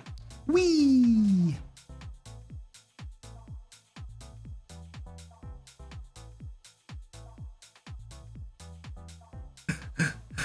Second and last one from me today. Just curious, what is the reason behind you speaking Spanish? I'm from Uruguay, so it's always funny to hear American people speak Spanish. Did you study it? It's funny? It's not very nice. No, es muy amable. Okay, so my speaking Spanish. I did study it. When I was in college, I took a bunch of Spanish classes. And then after college, I moved down to Central America. And I was a missionary in Central America for 4 years. And so I lived there. I spoke Spanish a lot, not as much. I was in a bilingual school where they all spoke English. So I spoke English a whole lot too. I spoke more English in Central America than I spoke Spanish, but I did speak Spanish too. And I learned it. And I'm currently married. I married someone from Central America too. And so she's upstairs right now watching TV. My wife is, and this is what she does. She puts the stream on her phone, mutes it, so it's over there playing, or it's on the laptop, and then she's watching TV. So my wife is from Central America, so we speak Spanish every day. It's like our primary language that we speak. So that's the story behind why I speak Spanish. Luke's rants are very DM spirit animal. 3 sips of coffee left. Oh no. No, always. The long and short of it, monkeys climb ladder that has bananas, get sprayed with water. New monkeys, they get punished by other monkeys, remove old monkeys. All the monkeys don't know why they can't climb the ladder, only they can't. I have read that study. I've read that study. I think the study that I read or heard about didn't have to do with spraying with water, but I think it was some sort of electrified thing. It was more severe than sprayed with water. But I heard the exact same thing about a study. And basically the monkeys who had been conditioned not to climb the ladder were teaching the new monkeys who didn't know why. And there was no more reason to not to climb the ladder, but they were all conditioning each other not to climb their ladder. Yeah. She's checking up on you. No, I tell her that she has to watch the stream, and she says, I always watch the stream. She's a professional lurker. Yes, she is. It's funny, English native speakers are terrible Spanish speakers. No, they are. You have no idea. Santiago, my wife and I will listen to gringos speaking Spanish, and we laugh at them all the time because their accent is so horrible. It's like, here's the thing too. Here's the thing. There are some languages that, like, if you, so for instance, there are some languages that, like, when you speak with an accent in that language, it sounds really cool. Like, for instance, somebody who's a native French speaker who speaks in English, usually their English sounds really cool. It's like, you know that they're not an English speaker, but the accent just sounds cool. I feel the same way about people who speak Spanish and then speak in English. The Spanish accent that comes across in English sounds really cool. But there are other languages that they're native to those languages and they speak in English and it just doesn't sound good. You know what I mean? Well, the same is true usually for gringos who speak Spanish. It does not sound flattering. It is not a good accent to have. It's a very undesirable accent to have. And so my wife and I will listen to gringos sometimes speaking Spanish and we would just laugh our butts off.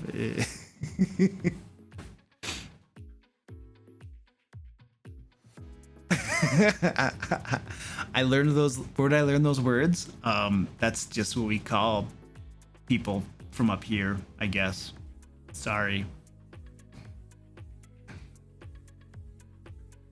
All right, let's keep asking questions, answering questions. How do you encourage your players to search rooms for treasure? I literally have one of 6 PCs that actually search for hidden treasure, and they've missed a few really cool items. I do absolutely nothing to encourage my group to search for treasure. Zip, zero, zilch. I couldn't care less how much treasure they miss. If they miss treasure, that's on them, and my groups miss treasure. My groups miss secret crap that has cool treasure in it. It happens all the time.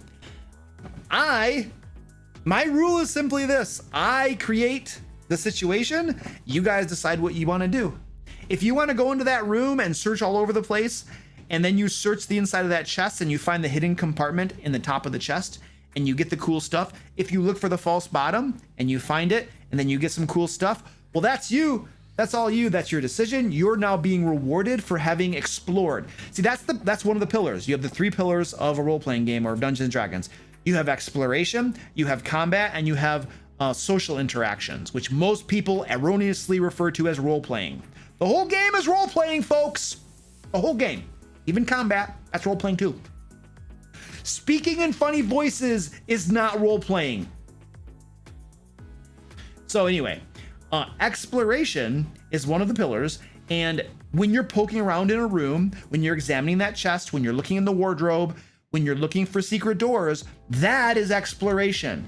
Exploration is not when we're out on the countryside wandering around finding stuff. That is exploration, but that's not the totality of exploration. So when the opportunity exists for players to miss things, to not get all of the treasure, to not get all of the loot, well, that is how you want it to be. You want your players to be encouraged to explore things and poke around so that they will find all of those cool things. And the way for them to become encouraged to explore and to poke around and find those things is that from time to time, when they poke around, they find something cool. If every time they search for secret doors, they never find any, well, they might stop searching. If they constantly search for treasure chests, have secret bottoms, and never find any, they're probably going to stop. So I'm not saying that you intentionally plant things for them to find necessarily, but when your players from time to time find cool things in the game through exploration and poking around, that encourages them to continue that. Another thing to consider too, not all players enjoy exploration. You have different player types, different players that have different likes and dislikes in the game, different things they enjoy doing, different things they hate doing. Some players love combat. Some players love social interactions, the talky bits. Other players love exploration. My buddy Joe in Curse of Strahd loves exploration. Loves exploration, poking around, looking at things, trying to find stuff. Loves it. Loves it. I, when I'm a player, do not like exploration. It is boring to me. It is tedious. Let somebody else do the poking around. I'm gonna sit here and I'm gonna wait for you to get it done. Social interactions and combat, that's what I love. Good tactical combat with the grid and minis. Oh, I love that crap. I could run an entire, as a player, if you put me on a map and it's room after room of tactical combat, the entire game session, I will probably be happy. I will be perfectly happy with that. That is fun for me. That is enjoyable for me. I also like social interactions, the talkie bits. That's fun for me too. I enjoy doing that too. If I had to choose between the two, if you said, Luke, we're gonna have you play an entire game where all you do are social interactions, talkie bits, I couldn't do that. I'd get bored quickly. You gotta give me some combat. Like sometimes we raid people on Twitch here, and it's like the whole game is just, and there's no combat or anything, and I'm just like, are we watching D&D? What are we watching here? It's like, where's the fighting? So yeah, I can't do the whole just constant only social interactions and talkie bits. But if it were just all combat, I could probably do that. I'd probably enjoy that. Now, would I like that every single game session in perpetuity with nothing else? Balance is good, you know, but I really like combat. It's fun. At that point, why have a rule system? If all you're doing, well, here's the thing. If you're on Twitch looking at D&D games on Twitch, you got two things that are going on. One, you have people who are just playing D&D with their friends and streaming it. And you have other people who are actually trying to put on a show and become the next Critical Role. They want to hit partner status, they want to make money, they want to get fame and fortune and stuff, you know. And so they're trying to put on a show, and so they're going to be very heavy into the acting, the voice acting and stuff like that, you know, and they're going to really go all out for that. So you got those, there are two different types of games you're going to see. Real games and then shows.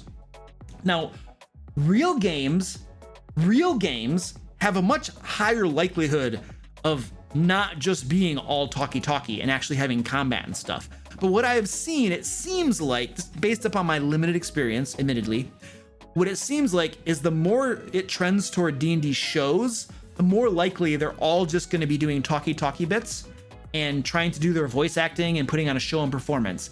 And I suspect that they're just trying to like emulate what they see Critical Role doing, and they know that the voice acting and the show and the performance that Critical Role does is very successful for them. And I think that they're trying to emulate that to a certain extent to kind of capture some of that success formula of their own. But Critical Role does a lot of combats too. I know that. I've watched some episodes. I don't watch a whole lot, but I've seen some where they have combats and stuff too. So I know that's a thing. So I can't quite explain all the correlation there. But yeah, if you watch me playing Curse of Strahd here on Twitch every other Sunday, there's lots of combat. And there's lots of exploration, and there's lots of talkie bits.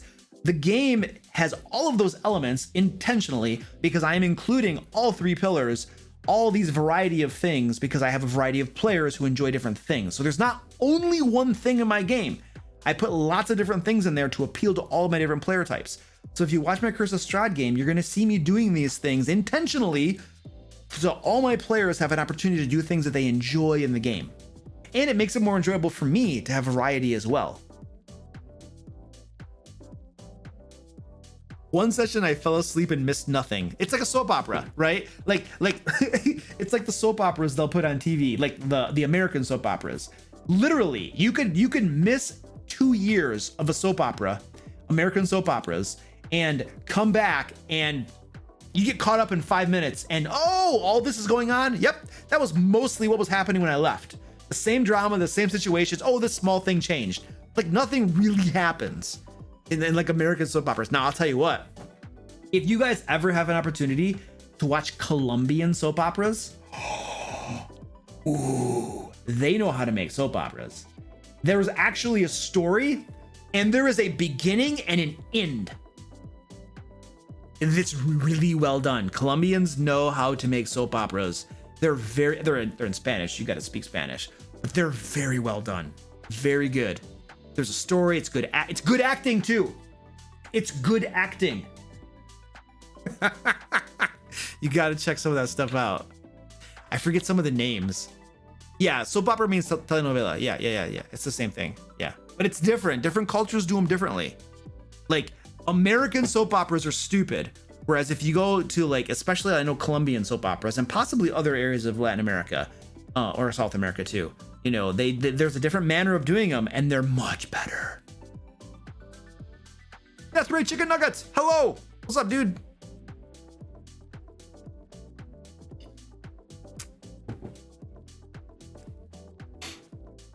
Offense is never given but taken isn't an excuse for being a weighing rod. Oh, 100% agree. I don't know who that conversation is directed toward, but yeah. It's like, I should just be able to be a horrible human being and justify it by saying that you're getting offended because I was being a bad person. No, that's horse crap. Now, I do agree that there are people in the world that seek to be offended and will get offended over anything and everything, 100%. Right, but like, be a decent human being, you know, and then there's gonna be a small fragment of people that will get offended anyway. What are you gonna do? They're looking for a reason to not like you.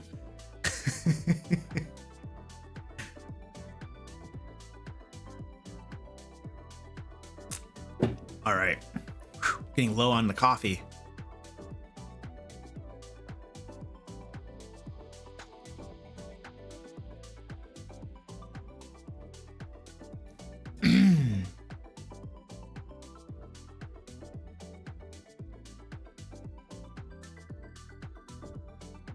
I'll put it down.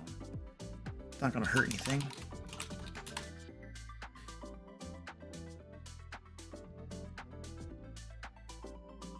Well, I didn't answer that one. Do you ever run games with a party where it's an open thing to correct rules? That's just how my group runs because we all forget a rule or two. I mean, all my games are like that. Like, I'm always open to my players correcting me on a rule or something. That's not a problem. That's never a problem. You know, it's the arguing that's a problem once I've made a ruling, but always. Like, I try to run my games by the rules for the most part. And so if I'm getting something wrong, I'm fine with being corrected. I think that human beings in general, like as a character trait, being open to receiving correction and feedback and growing and improving as a person is a good thing.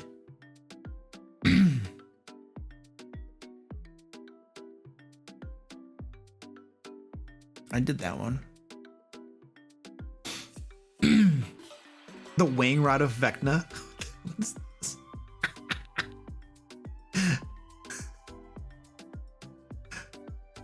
What's Fred gonna do? Oh. I'm like, you guys are having a side conversation in the chat and I can't follow you.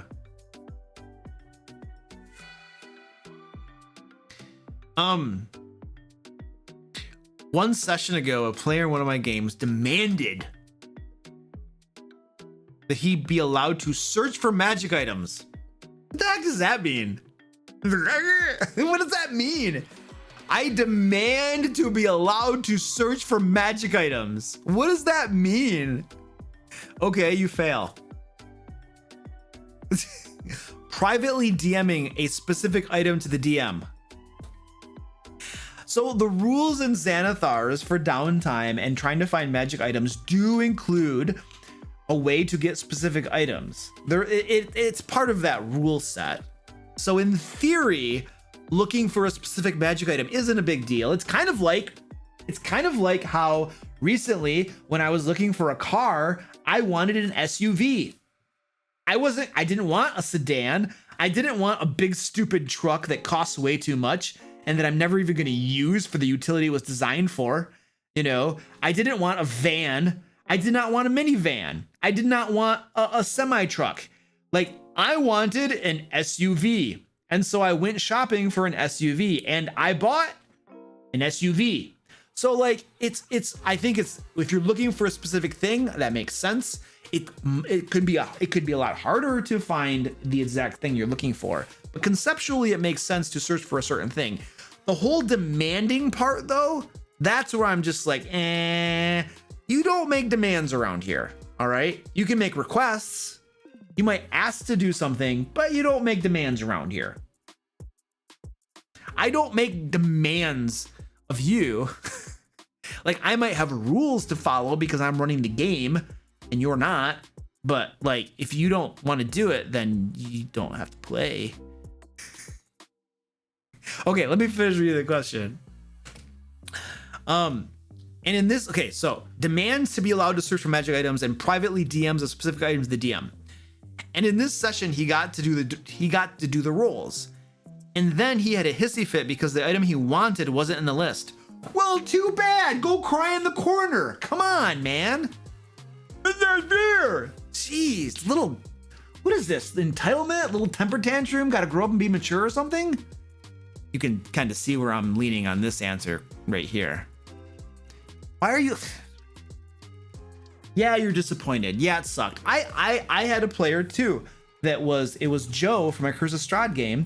It was when we were doing the Sword Coast Guard game, and they did downtime, and his character was looking for a magic item, and he didn't roll too well, and it didn't show up in the results. And that was life. Was he disappointed? Sure, I'm sure he was, because he really wanted that thing. But you know what? It's life. Sometimes you don't get what you want. It's like the dad talk, you know? And Joe was disappointed, but he's an adult. He acted like an adult. He didn't throw a temper tantrum about it. All right. He then became, continuing to read the question. He then became toxic until he got what he asked for. Why did the dungeon master give him what he asked for?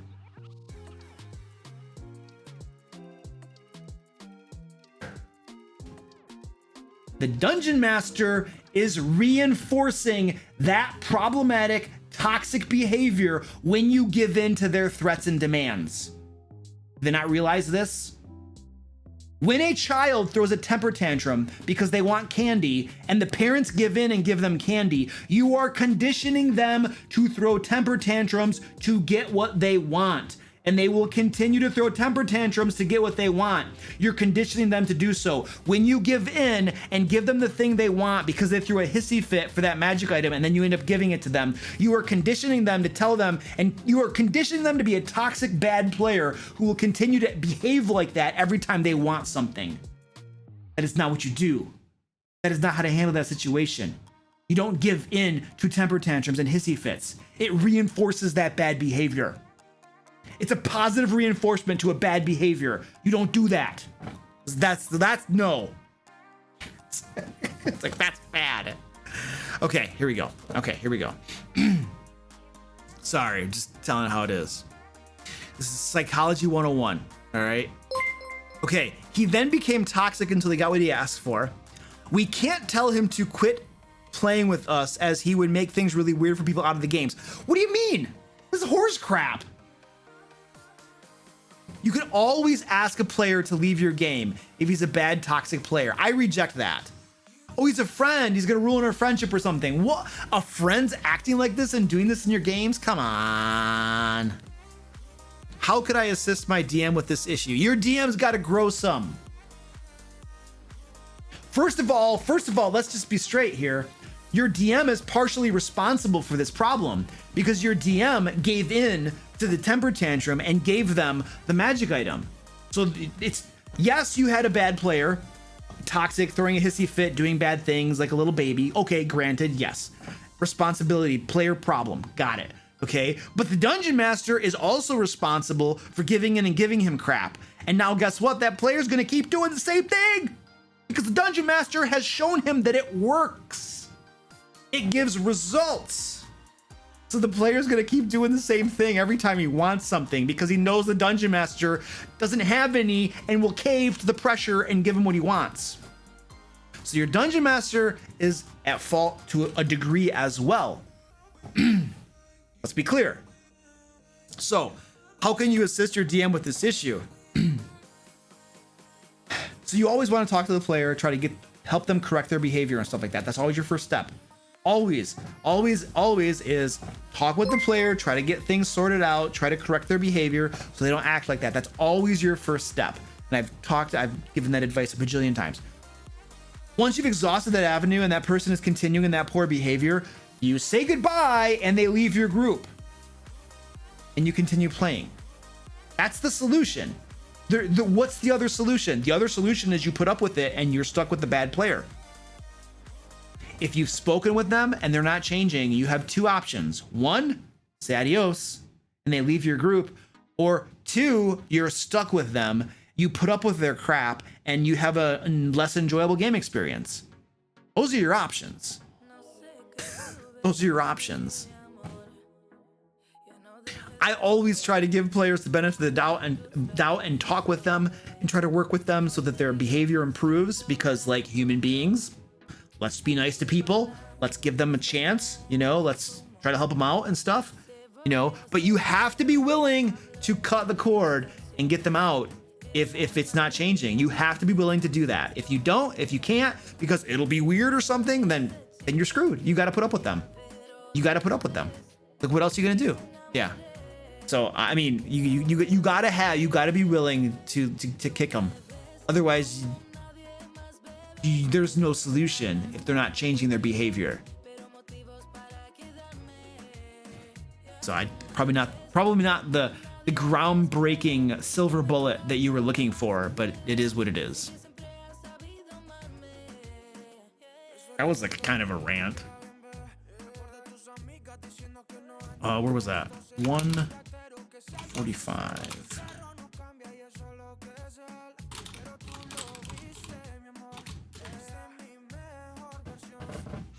Give them the head of Vecna. If they persist, no D&D is better than bad D&D. But yes, but do not stop the group for everybody. That is the worst possible solution. You have 5 players. One of them is bad and toxic. So instead, and I'm not saying that's what you're suggesting, dude. I'm just making a comment. Bad player, toxic, good players. So what we're gonna do here, is we're gonna shut the whole game down. No D&D for anybody. That's our solution. What a crappy solution. Because I don't have the courage, the guts, the wherewithal to get that person out. I'm gonna cancel the group for everybody. That's horrible. Horrible. Everybody loses out. Everybody loses out. And at this point, I don't even blame that toxic player. I blame the group collectively and the dungeon master for not having the guts to get that person out of there. Instead, the whole thing shuts down and you throw the baby out with the bathwater. That is a horrible solution. That person who's causing the problems should miss out on D&D. And then everybody else can go on and have fun. I agree that as a player, he has less control. I agree. That is a true statement. Yeah. And I'm not saying, dude, that you were like implying that the solution is to close everything down, but your comment kind of sparked that idea in my mind to talk about that. So I wasn't like saying to you or anything, just to be clear. I want Luke to teach us the 5 pillars of self-defense that together make a fist. Oh, this is the perfect one too, right there.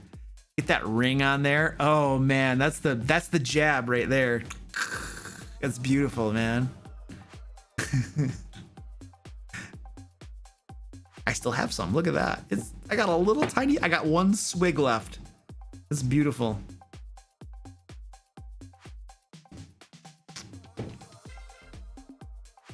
Need some boxing training. Yeah, I'm not the world's best boxer, I'll tell you that. I prefer jiu-jitsu, actually. It's so much fun. It's so much fun. I wish I weren't old and decrepit though. Okay,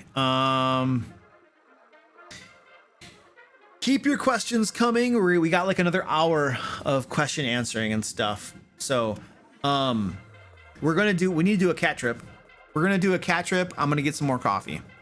So, cat trip time.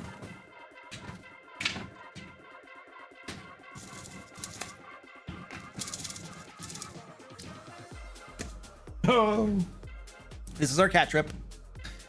I have to get their toys. So Squeaky and Orange here are gonna be the beneficiaries of a cat trip. I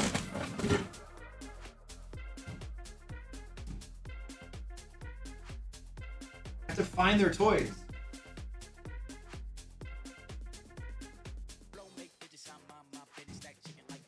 All right, I have found their toys.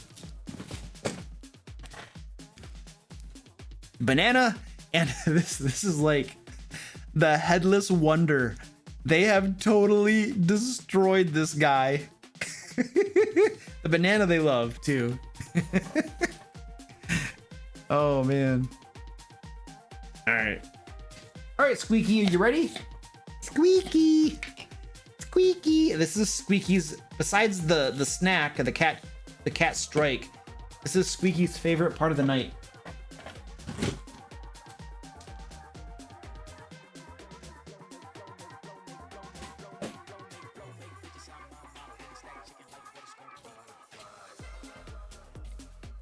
I have to order more catnip.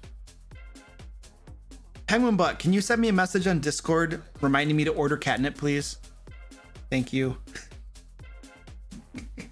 I'm so bad. Thank you. All right, I'm gonna get some more coffee. I'll be back in a hot second.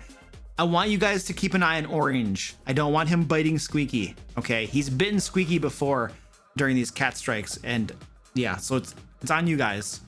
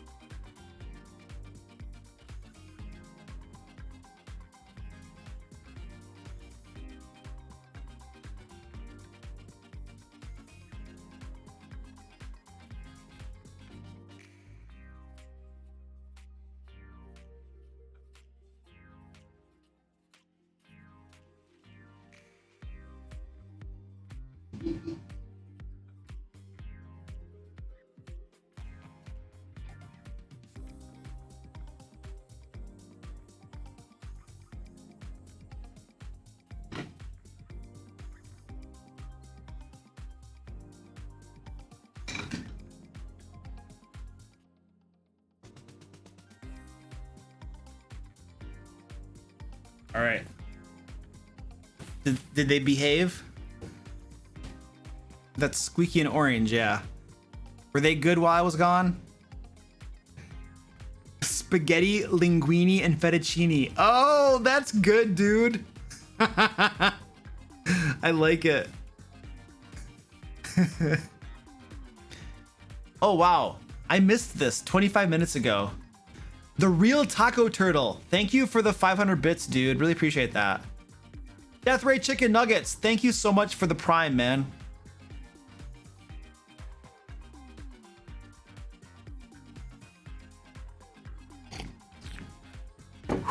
All right, let's do some more questions. Wee! Ah, that's my spreadsheet. You can't see that. That's top secret. Don't look at my spreadsheet. All of my moderators had to sign an NDA to be in the spreadsheet.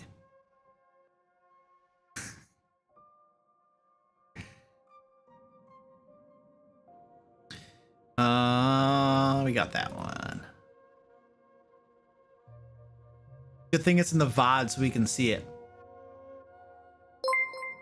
Delete that. I'm gonna have to delete the VOD.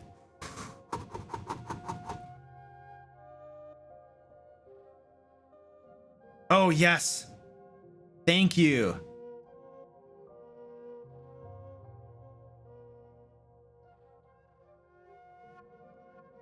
Whichever moderator noted the timestamp for the species race rant, thank you very much. I appreciate that.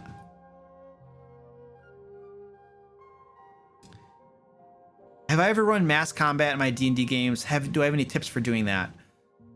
Rebel Squirrel, not really, kind of, but not really. My tips, so I'm gonna keep this brief because I've talked about this before. But my advice to you is either one, don't use a rule mechanics and just use theater of the mind and no rules and just describe things. Just describe things, narrate it, and stuff like that.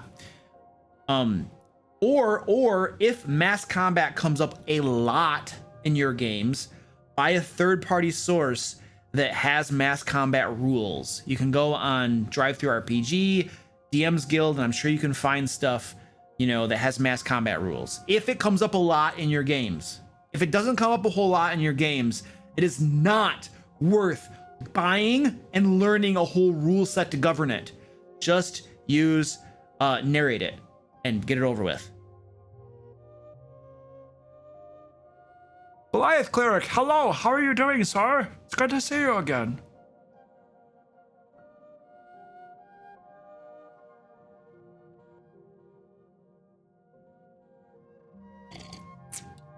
Did I do a video about running Prince of the Apocalypse? I haven't done a video on that. I've talked about it a couple times on stream. I remember seeing a video where you mentioned running it as is and it was bad. That was probably one of my live streams that you watched on my second YouTube channel. Would be my guess. But I haven't found a video on things you might want to change when you run it like you do for Rhyme. Yeah, I don't. Here's the thing. I don't make videos on all the modules and stuff, and I don't always necessarily review them and stuff. Yeah, I've never done a review on Prince of the Apocalypse. We can, I can talk about it in live streams and stuff, and I have many times. But there's no official video on it. Yes, Brofessor, that's the thing. That is the problem with Prince of the Apocalypse. Exactly what you said, it's disorganized. The problem with Princes of the Apocalypse is not the adventures themselves, the individual dungeons themselves. Well, it kind of is. Each level of a dungeon is not the problem. It's the disorganization. It's how they organize the module. It's like somebody was like, how can we make this really difficult for the players? And the way they designed Princes of the Apocalypse was to have a dungeon with 3 levels, and you go in on level 1, and it's designed for a party of level 4 characters. If you go down to the next level, it's designed for a party of level 5. No, not level 5. It's designed for level 8. You didn't see that one coming, did you? And if after completing that level, you go down to the next level, it's designed for, that's right, level 12 characters. So it's like level 4, level 8, level 12. Really?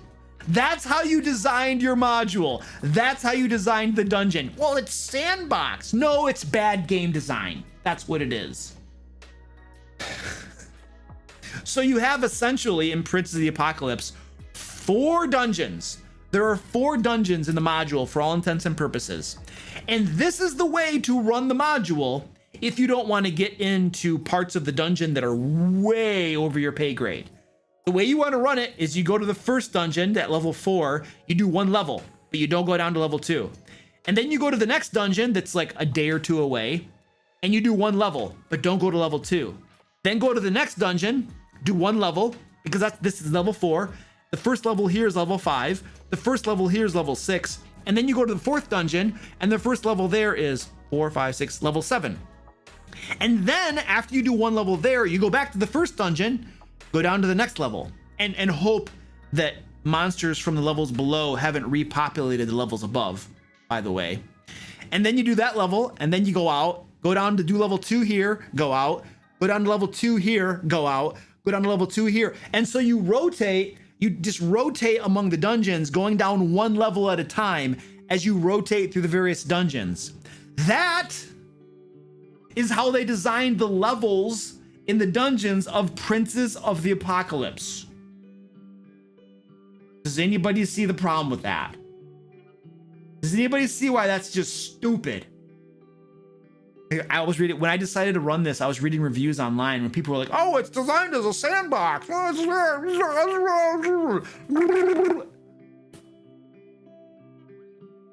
Do you know I was trying, that was actually the very first module I ever tried to run for my group.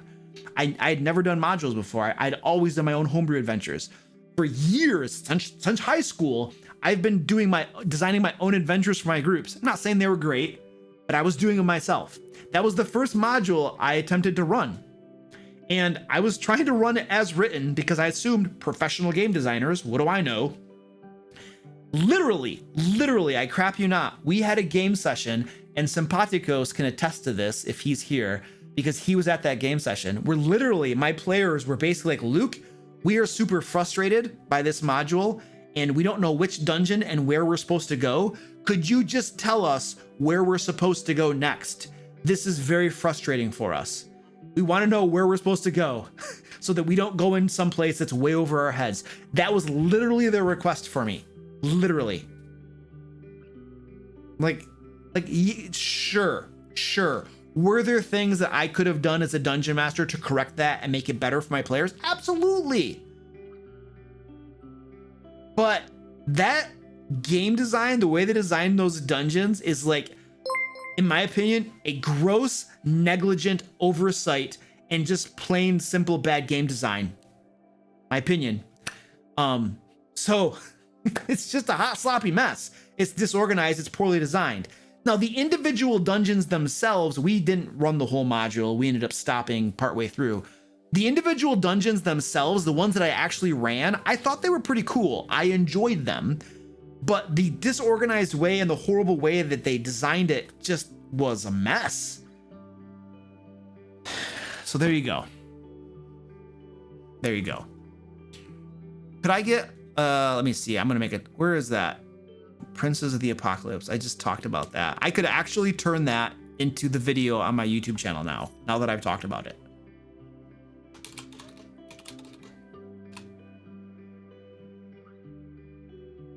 There we go.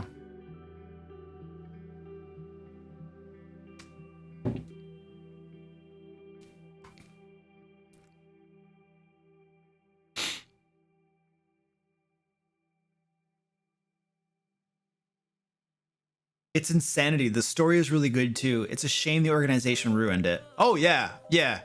And the interesting thing is, you know what the interesting thing is about Prince of the Apocalypse?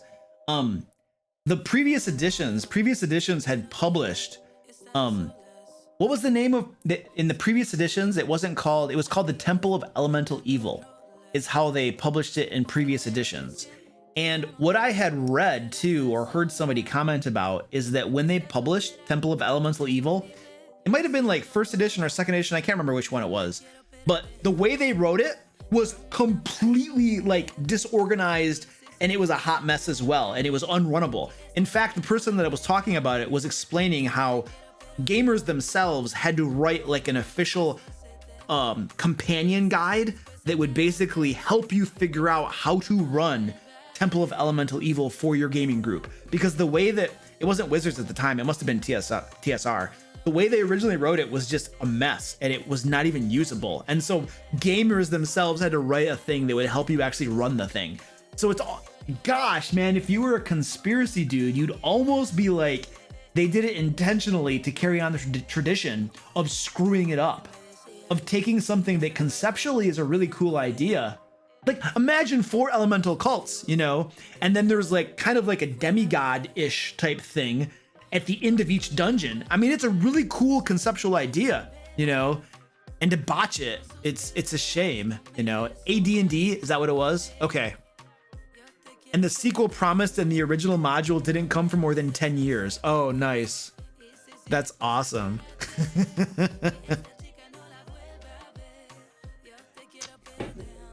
Never say how many viewers I have. I don't want to know how many people are watching me. Let's see. Next question. I have an NPC in my campaign that I literally hide the viewer count. I don't want to know how many people are watching me. I have an NPC in my campaign that the NPCs have managed to anger repeatedly. I think the logical progression is for her to turn on them and possibly set them up for failure with the mid-level boss. Okay, cool. Is there a good way to have that happen? Never had an NPC betray NPCs yet. I think if I were doing that, the way that I would go about doing that is I would somehow, I don't know how I would implement it exactly, in the detail, the devil's in the details. I would somehow implement that betrayal in such a way that the players understood that they were being betrayed by that NPC, not because the dungeon master decided to backstab them, but because their own actions and how they were mistreating that NPC drove that NPC to betray them. I would want to somehow make it clear that I, as the dungeon master, did not decide, I kind of did, but I didn't. I, as a dungeon master, did not decide to backstab you. You were being backstabbed and betrayed by that NPC because of your own actions and how you treated that NPC, and that's on you. I don't know how I would get that across, and the devil's in the details for your particular situation, but I would want that to be clear. I would want that to be clear to the players for a few different reasons, because it makes it seem like your world is a real world where actions have consequences, for one. Two, I also don't want to poison them against all future NPCs and have them think that all NPCs betray them. And by letting them know that it's their own fault because of how they're acting, that kind of protects me and insulates me against them possibly thinking that all NPCs will betray them. I feel like I rarely have NPCs betray the party, you know, because you do it too much and then your players are suspicious of every NPC. So there are a couple suggestions for how you can implement that.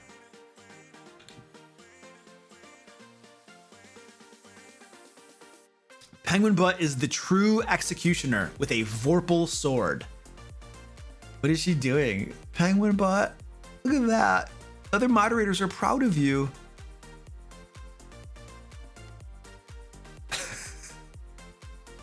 I mean, don't ban people because they put the view count in there. But if you delete a message that has a view count, I won't cry over it. I just don't want to know the view count. I don't care. But you know, most people are doing it innocently. It's not like it was like malicious intent, you know. So be nice. All right, I got that one. Beautiful. Whee!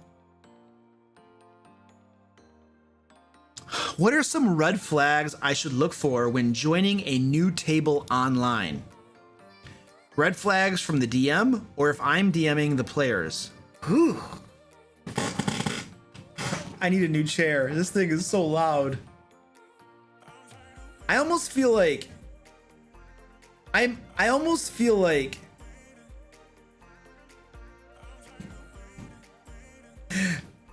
not laughing at the question or you. I'm laughing at my moderators have flagged a question as bad, and I read the question and now I want to answer the question. It's like they tempted me. They knew that if they did that, I'd want to answer that question. Oh. What was your question? Red flags. You got to go with your gut. If something gives you the EBGBs, you got to go with it. We have those feelings and stuff for a reason sometimes. And if you walk into a gaming group and you just get these bad vibes and stuff, like at the very least, even if it's not like evil or bad, at the very least, it might not be a good fit for you. If you're getting bad vibes and you don't get the feel for it, then it might not be the right group for you. Now, if you get those same bad vibes every single group you go to, then your feelings might be wrong. Okay? But you gotta trust your feelings sometimes. I don't know. I mean, what would be red flags for me personally? Over sexualizing stuff, sexual fantasies, sexual jokes, racial jokes, Well, you know, everybody makes fun of the halflings being short and throwing dwarves and stuff, but like if you're more of like real life racial crap going on, just crude humor. But these are just me. These are things that I personally would find undesirable or offensive. You know, you're a different person than I am. You might be different and have different thoughts, opinions, and beliefs and stuff. You know, and so my red flags might not be your red flags. It's really just going to depend on you as a person and your beliefs and what makes you feel comfortable and what makes you feel uncomfortable. You know, so I can't give you like a rule of red flags. I think they would be universally applicable, perhaps. You know, like, yeah, like I would if I walked into a group and they were all cursing like sailors, I would probably feel uncomfortable and maybe not want to be there. I don't know, because I just, you know, but that's just me. Most people will be fine with that, I suspect. This is a personal thing, you know, but I don't know. So there's your non-answer.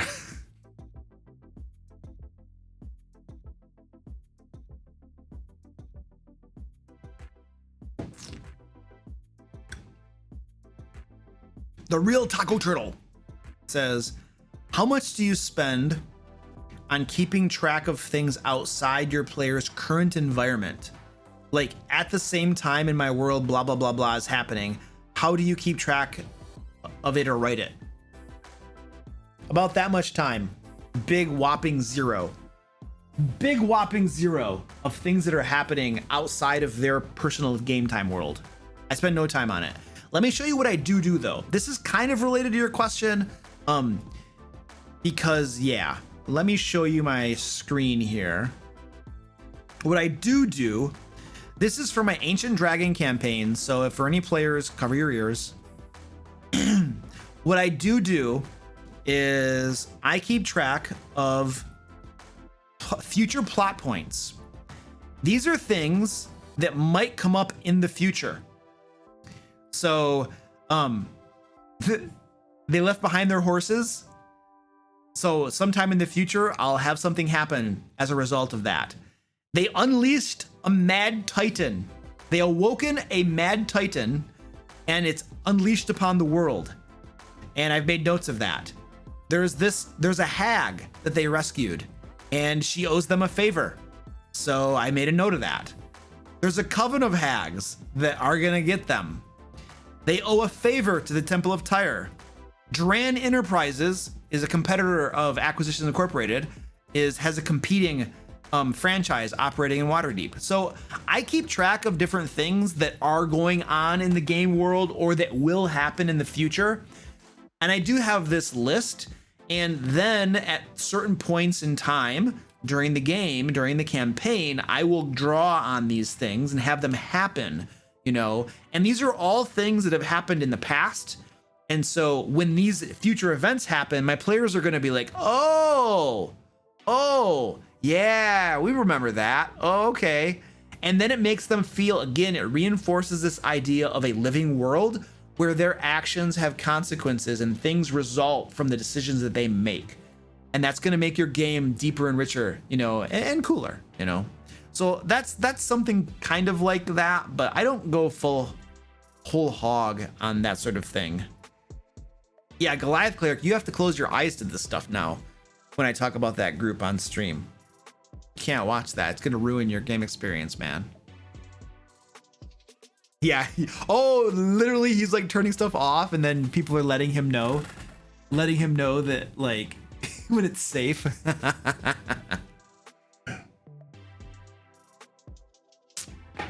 Nice. Yeah, he was in reserves. You've been in the reserves since like August or something. It's been a while. Yeah. We actually, yeah, and it's possible. It sounds like one of the other players might need to step down too. It sounds like his life is pretty busy right now. So we might actually be pulling in another reservist. Oh, was that Tortellini? Hey, little guy! Little guy! Little guy! Here's the little guy. Little guy. He's my little guy. Here you go, Ed. This is Tortellini. He's a little guy. He's a little guy. He doesn't like getting picked up though. We'll get him to roll though. Come on, roll. Roll. Roll. Roll. Come on. Roll. He's like, I found catnip. I found catnip. Oh, he found the catnip. Yeah, he's not gonna roll now. He found the catnip.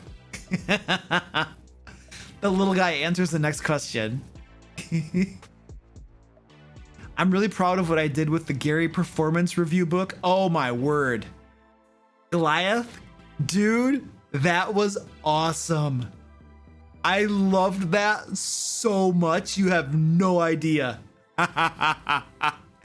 So for context, you guys, Goliath, so they ran into Gary the intern and they were and I need full screen for this story. So my Ancient Dragon group ran into Gary the intern and Gary the intern was going along with them and stuff. And they talked about corporate benefits and his 401k package and, you know, his beneficiaries and stuff like that and the forms he'd have to fill out and all that kind of stuff. And then Gary the intern is a little bit of a problem child, you know, a little argumentative, doing things he shouldn't be doing, sometimes makes the wrong decisions and stuff.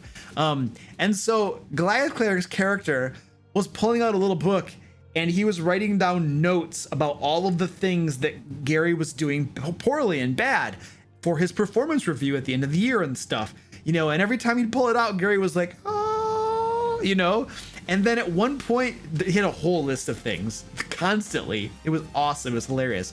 And then at one point during the game, the players were doing something and then I had Gary, I was role playing Gary. I had Gary make a sleight of hand check to try to steal the little book out of Goliath Cleric's backpack or pouch or wherever he had it. I made the check and then Goliath Cleric's passive perception was higher than my sleight of hand check that I made. And so Goliath Cleric spotted Gary trying to take the book and he got caught.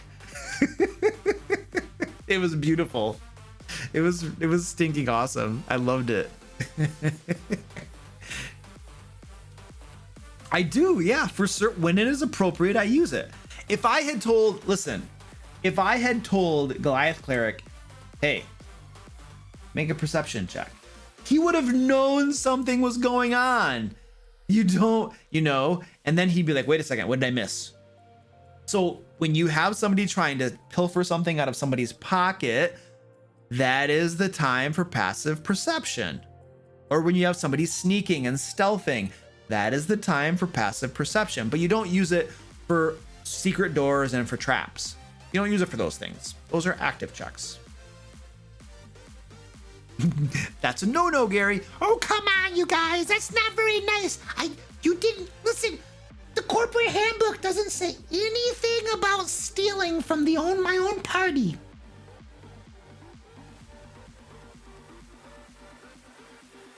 Okay, I answered that one.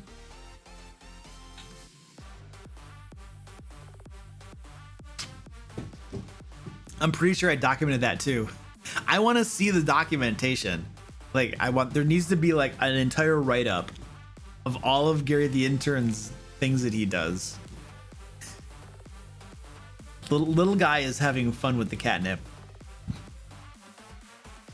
Yes, I agree. Pickpocketing a party member is PvP, which is exactly why Gary the intern got written up for it. How many write-ups does Gary the intern get? And Goliath Cleric, how do you come down on lying? Like if Gary the intern gets caught in a lie, like where's your stance on that? The cat on screen right now is why Luke will never give me his address. He wants to steal my cat. He's a little guy. Little guy. He's getting hopped up on catnip right now. Man.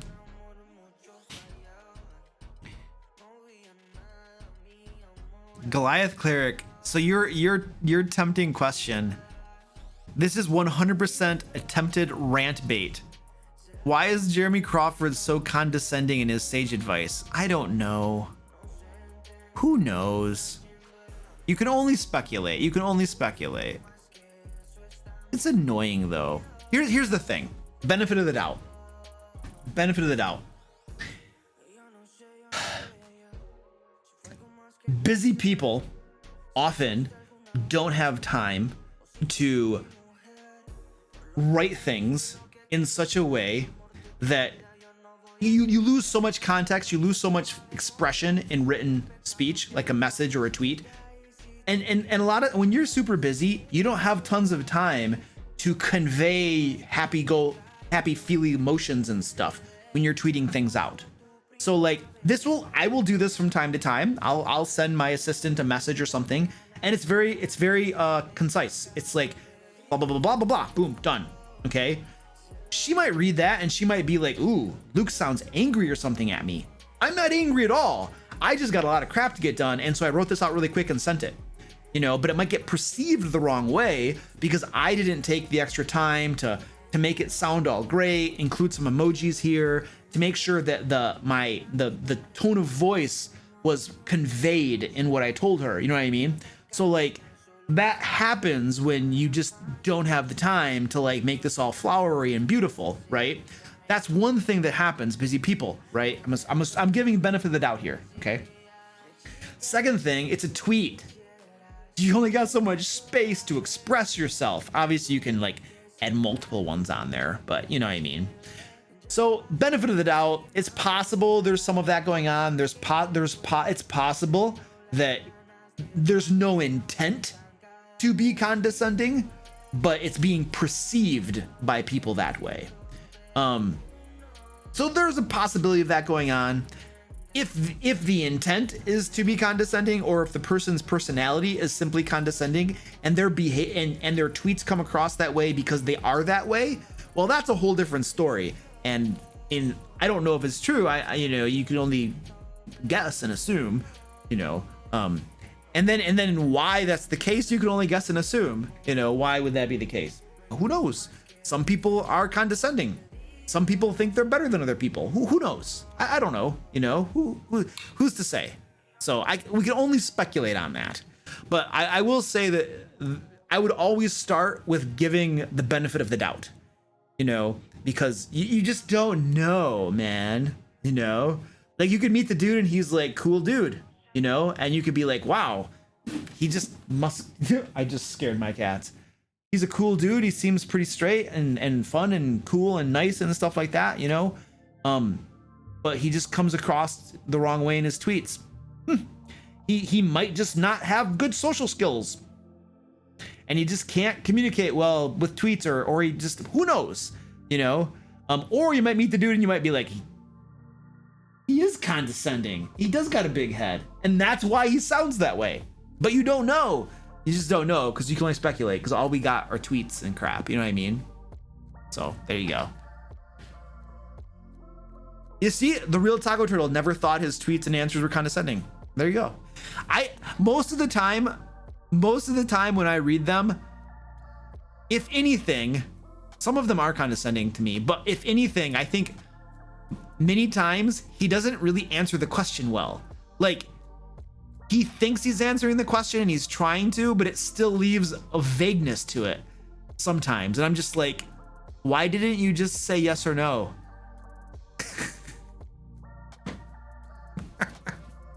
You didn't really clear this up for me, yo. Sometimes, yes, of course. But there are some times where it's like, you didn't really clear this up. And we're still have the same question because your answer was like ambiguous, dude. Maybe there's a reason some of the rules are ambiguous. I don't know.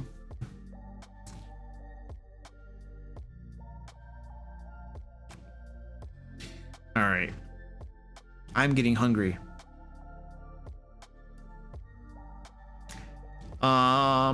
Keep the questions coming. Okay, I'm getting down to the bottom of the spreadsheet. Advice. My players are about to go into a very deadly encounter in a dungeon with only partial resources. And I don't want to hold my punches, but they're kind of reckless and brute force encounters. Then don't hold your punches, and if they die, they die. There you go. That's my advice. Goliath Cleric, his group this last Saturday, they were in an encounter that there was a point when they were fighting in the last encounter of their game session where I was starting to think it might be a TPK. Things were looking bad. They were looking really bad. You had like 2 players that were down and the bad guys were still going strong. And I was like, this might be a TPK. And I had no intentions of saving them. I was gonna go through with it if it came down to it. But tides of battle swung a little bit. One of the bad guys ended up dropping, and then I think there was something else that happened that dropped. I had Spirit Guardians. Here's the thing, Goliath Cleric, that Spirit Guardians, man, oh, I was tearing you guys up with that. Oh, that was beautiful. And I upcast it too. I was just tearing you guys with that thing. So that one bad guy being killed by his own buddy's Spirit Guardians, and then the Spirit Guardians, I think you dispelled it. I think one of the players cast Dispel Magic and then dispelled it. That was when the tide of battle began to swing a little bit, and you guys started to recover. But leading up to that point, I was like, these guys might die. So don't pull your punches. And now, right now, my Ancient Dragon group is in a situation right now where they haven't even fought, they haven't gotten to their objective in the dungeon yet. And they're beat up and low on resources. I don't know what they're gonna do. I don't know how they're going to achieve their objective based upon how low on resources they are. And quite frankly, that's not my problem. That's their problem. That is a puzzle and a problem for them to solve with their brains, with their ingenuity, and with their cleverness. Okay, so mechanically, we are getting low on resources. So how do we solve this problem? That's not my problem to solve. That's their problem to solve. It might not be a fair problem based upon game mechanics and resource management and depletion and stuff like that, but it is a problem and it's their problem to solve. And I'll be interested to see how they solve it, if they solve it. Orange is rubbing against my legs. Orange is so fluffy. He's so fluffy. He's got soft fur. He's so adorable.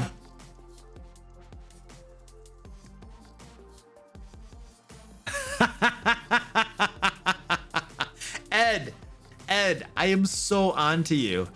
You intentionally put that message in red, knowing I would see it, and then you were that is so underhanded, dude.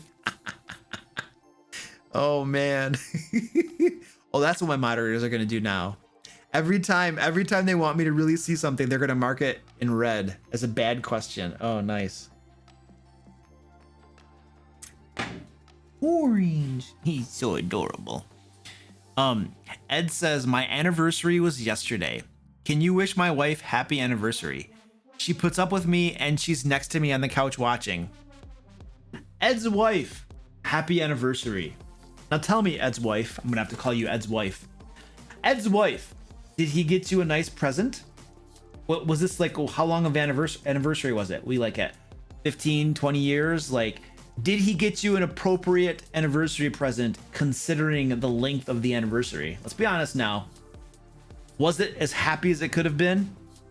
See, I'm throwing you under the bus, Ed. She says yes, 7 years. Oh, okay, cool. Excellent. Well done, Ed. Well done. Ed's wife has a certain ring to it.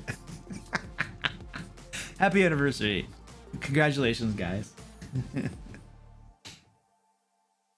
All right. Well played, sir.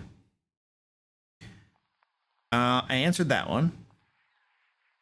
Oh my goodness. Orange wants to be on camera.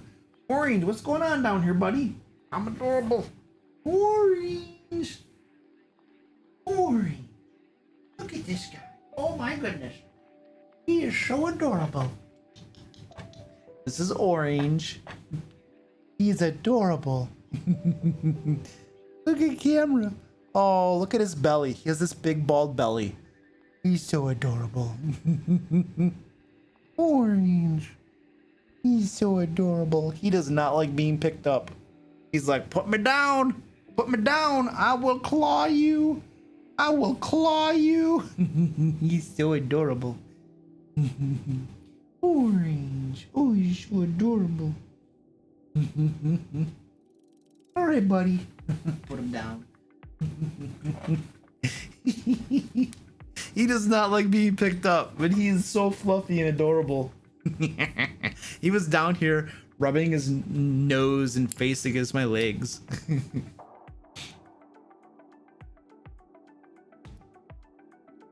Yes, there are lots of questions in here.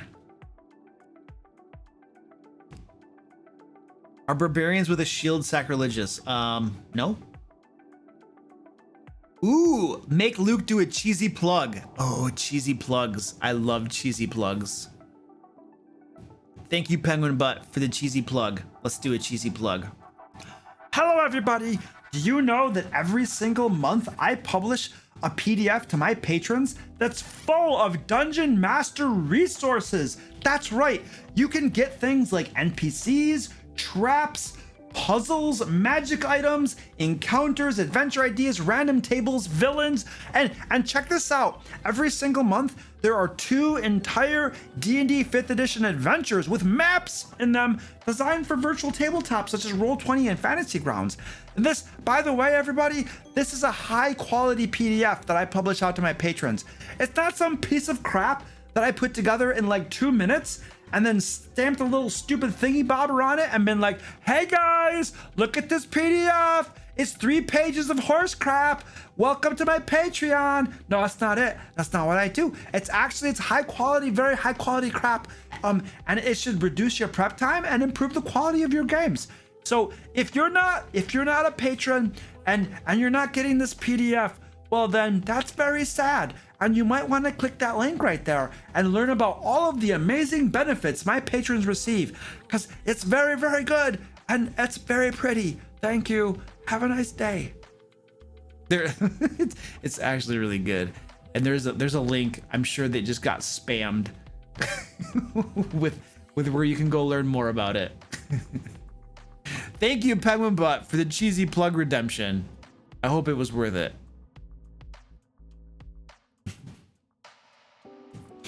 Most barbarians don't use shields. They use like 2-handed weapons. That's the standard thing. If you don't click the link, I won't give you cookies. That's true. Penguin Butt gives all new patrons cookies in the patron lounge on my Discord. They're not digital cookies. They're real cookies. Fred makes his own cookies while doing push-ups. Fred, better be while doing push-ups, buddy. Deceiver has never seen these cookies. That's because there's always somebody stealing them. I think Bardabear always steals them before anybody else can take them. I'll send any current patrons who try to steal the cookies to a different plane of existence. Well, that's not very nice. These are my patrons, dude. You gotta be nice to them, man. Come on. You gotta be welcoming to them. I'm so hungry. So hungry. When running a one-shot, would you recommend a certain amount of time an encounter should take? You can't really fix how long encounters take. The way to run a one-shot is to have a handful of things, keep an eye on the clock, and then when your time's running out, you need to cut out scenes and get them to the last scene, which is usually a boss battle of some sort, when you have maybe about an hour to go, to make sure that you get that done. That's the way to run a one-shot. Because you can't really control how long an encounter takes, but you can control the number of encounters and take ones out when you're running low on time. And that's how I design my one-shots, so that I can take stuff out if I need to. That way we finish on time. I have run one-shots where I didn't do that and we go over and stuff, so I'm not saying I'm always perfect with it. But at conventions, when you're running games at conventions, you don't have a choice. Like, you need to end on time, or your players will literally get up and walk away to the next game.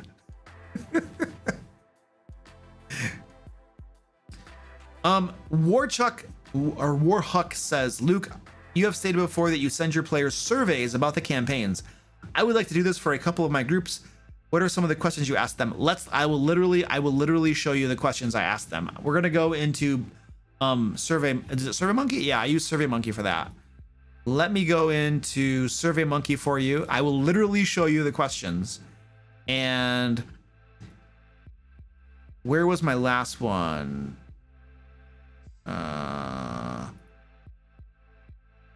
Gotta find it. Player satisfaction survey. Here we go. So here's my most recent player satisfaction survey, and let's go to analyze results. So I asked this survey of two groups. I'll zoom in a little bit here. Curse of Strahd, my Curse of Strahd group, and my Ancient Dragon group. So I had 3 players answer this survey and 4 players answered this survey. And no names are in here, it's all anonymous. And so the first question was this. Overall, how satisfied are you with the game? And now some of these players, now the Curse of Strahd players, they do not pay to play. It's just friends, we play. The Ancient Dragon group, these are my patrons. They pay a good amount of money to play with me. So just for context. And the overall rating out of 5 was 4.9, and this is all anonymous. It's important to do this anonymously so that they feel comfortable telling you the truth. It was like, sorry, the game sucks, all the way up to like, love the game. And I had one person who was at a 4 and everybody else was at a 5. So that's good. Overall, that's a good indicator for me. The first question, I think there are 3 questions I asked them. What are things you enjoy about the game that I should keep doing? So I want to know the things they like about the game so I can make sure I keep on doing them. This is a free form. They can write whatever they want. Whatever they want, they can put it in here, and then I read it. What are the things you dislike about the game that I should change or improve? It's minor, but you used to post the time and date in chat. That was useful in visualizing the setting, tracking spells, etc. So I used to do that, I stopped doing it, and guess what? Based upon this feedback, I started doing it again, and now I'm doing that again in my online games. This person was saying basically there wasn't quite enough magical items or rewards being handed out. And he was right, and I ramped that up a little bit. I started introducing more magic items and stuff into the game. I don't always implement all of the feedback. I want to be very, very clear. It just so happens that upon reflecting upon these 2, I decided that they were right and had good points, and I made changes. Just because somebody tells me a thing doesn't mean I do it, but it does mean that I think about it and then implement it if it makes sense to do so, and if I think that their concerns or points are valid. I feel that the luck point system is making the content too easy. Maybe we should declare. Yeah, so we talked about this. I think this was in my Curse of Strahd game, and we talked about it. We actually no longer use the luck point system. We got rid of it entirely. It was too metagamey. For me personally, it did make it too easy, but the bigger problem with the luck point system is that it was super metagamey, and I did not like it. Nothing comes to mind. Sorry, no idea. Honestly, I'm good. So I got, and all 3 of these things, I took action on these things. And we changed things. What are things I should consider adding to the game or start doing to make it better? So here's where they can suggest things that they would enjoy that I'm not currently doing. There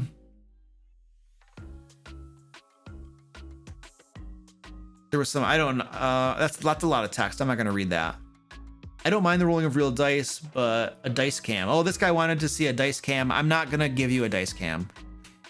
Not for an online game, that's too much work. So I did not do that. Like I said, I don't implement everything.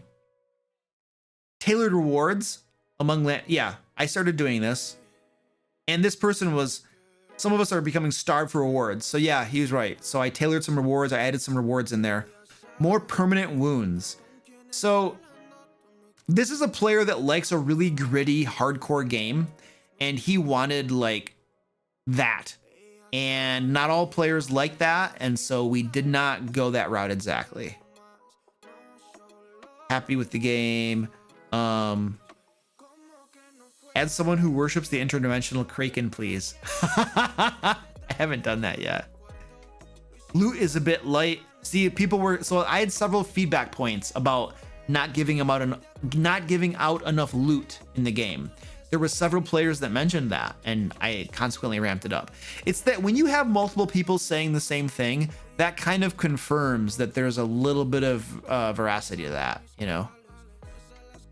And then there was just an open feedback thing, you know? It was leave any other feedback or comments that you may have here. So that's my basic survey that I give out to my players, you know? This person wants to play more in person, but it wasn't under our control. This is a Curse of Strahd game, I'm sure, you know? So yeah, there we go. That's the survey that I give out to my players.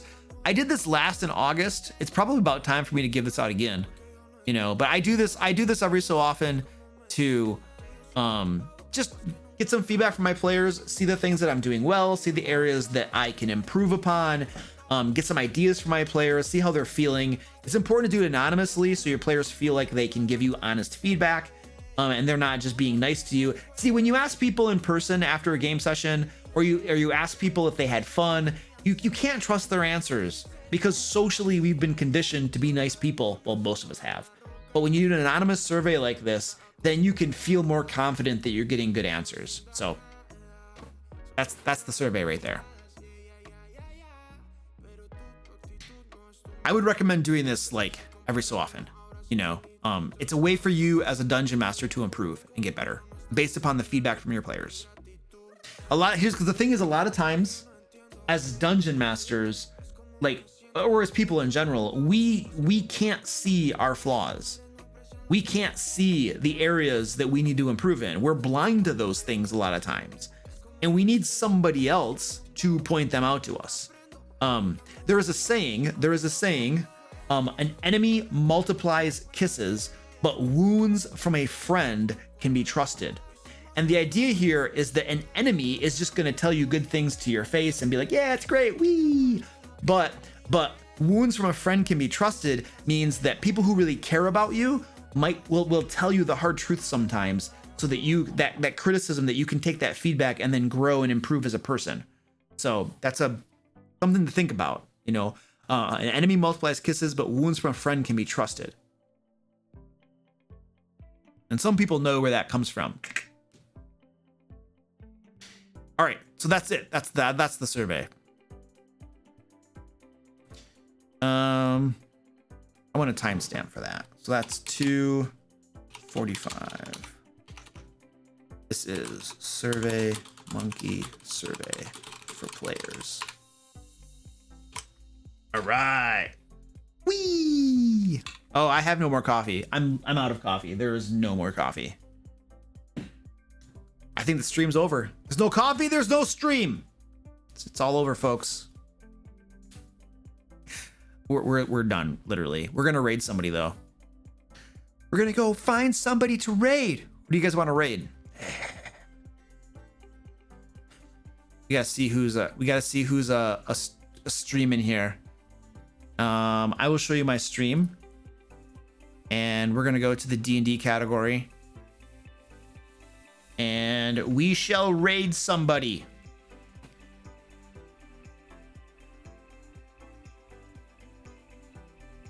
Simpaticos is not on. He would be on my sidebar here if he were on.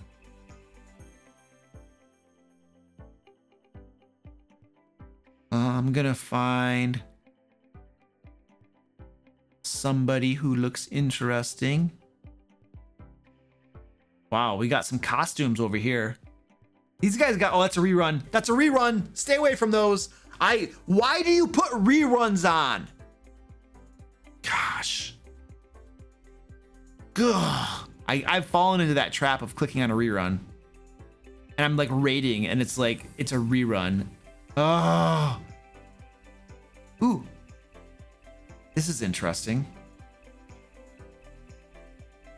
This looks like somebody restreaming. They're restreaming one that was up here. Literally, it's the same one. Look at this one right here. It's the exact same stream on this channel. And then down here, They must be hosting them or somebody. They're hosting them on a different channel. Oh, wow. So we're not going to do those guys. Ooh, pink hair. Rhyme of the Frost Maiden. I see a map. That means they're probably actually playing D&D. Oh, I like that. We're going to try to do these guys. Nicholas Corey is the name. Let's see if we can raid those dudes. I'm going to get this set up here. Nicholas Corey. All right, ladies and gentlemen, let's go raid these folks and show them some love. And then I will be streaming this Friday. We'll be creating something together and having fun. So I shall see you then. Thank you for hanging out with me and my kitty cats. I know.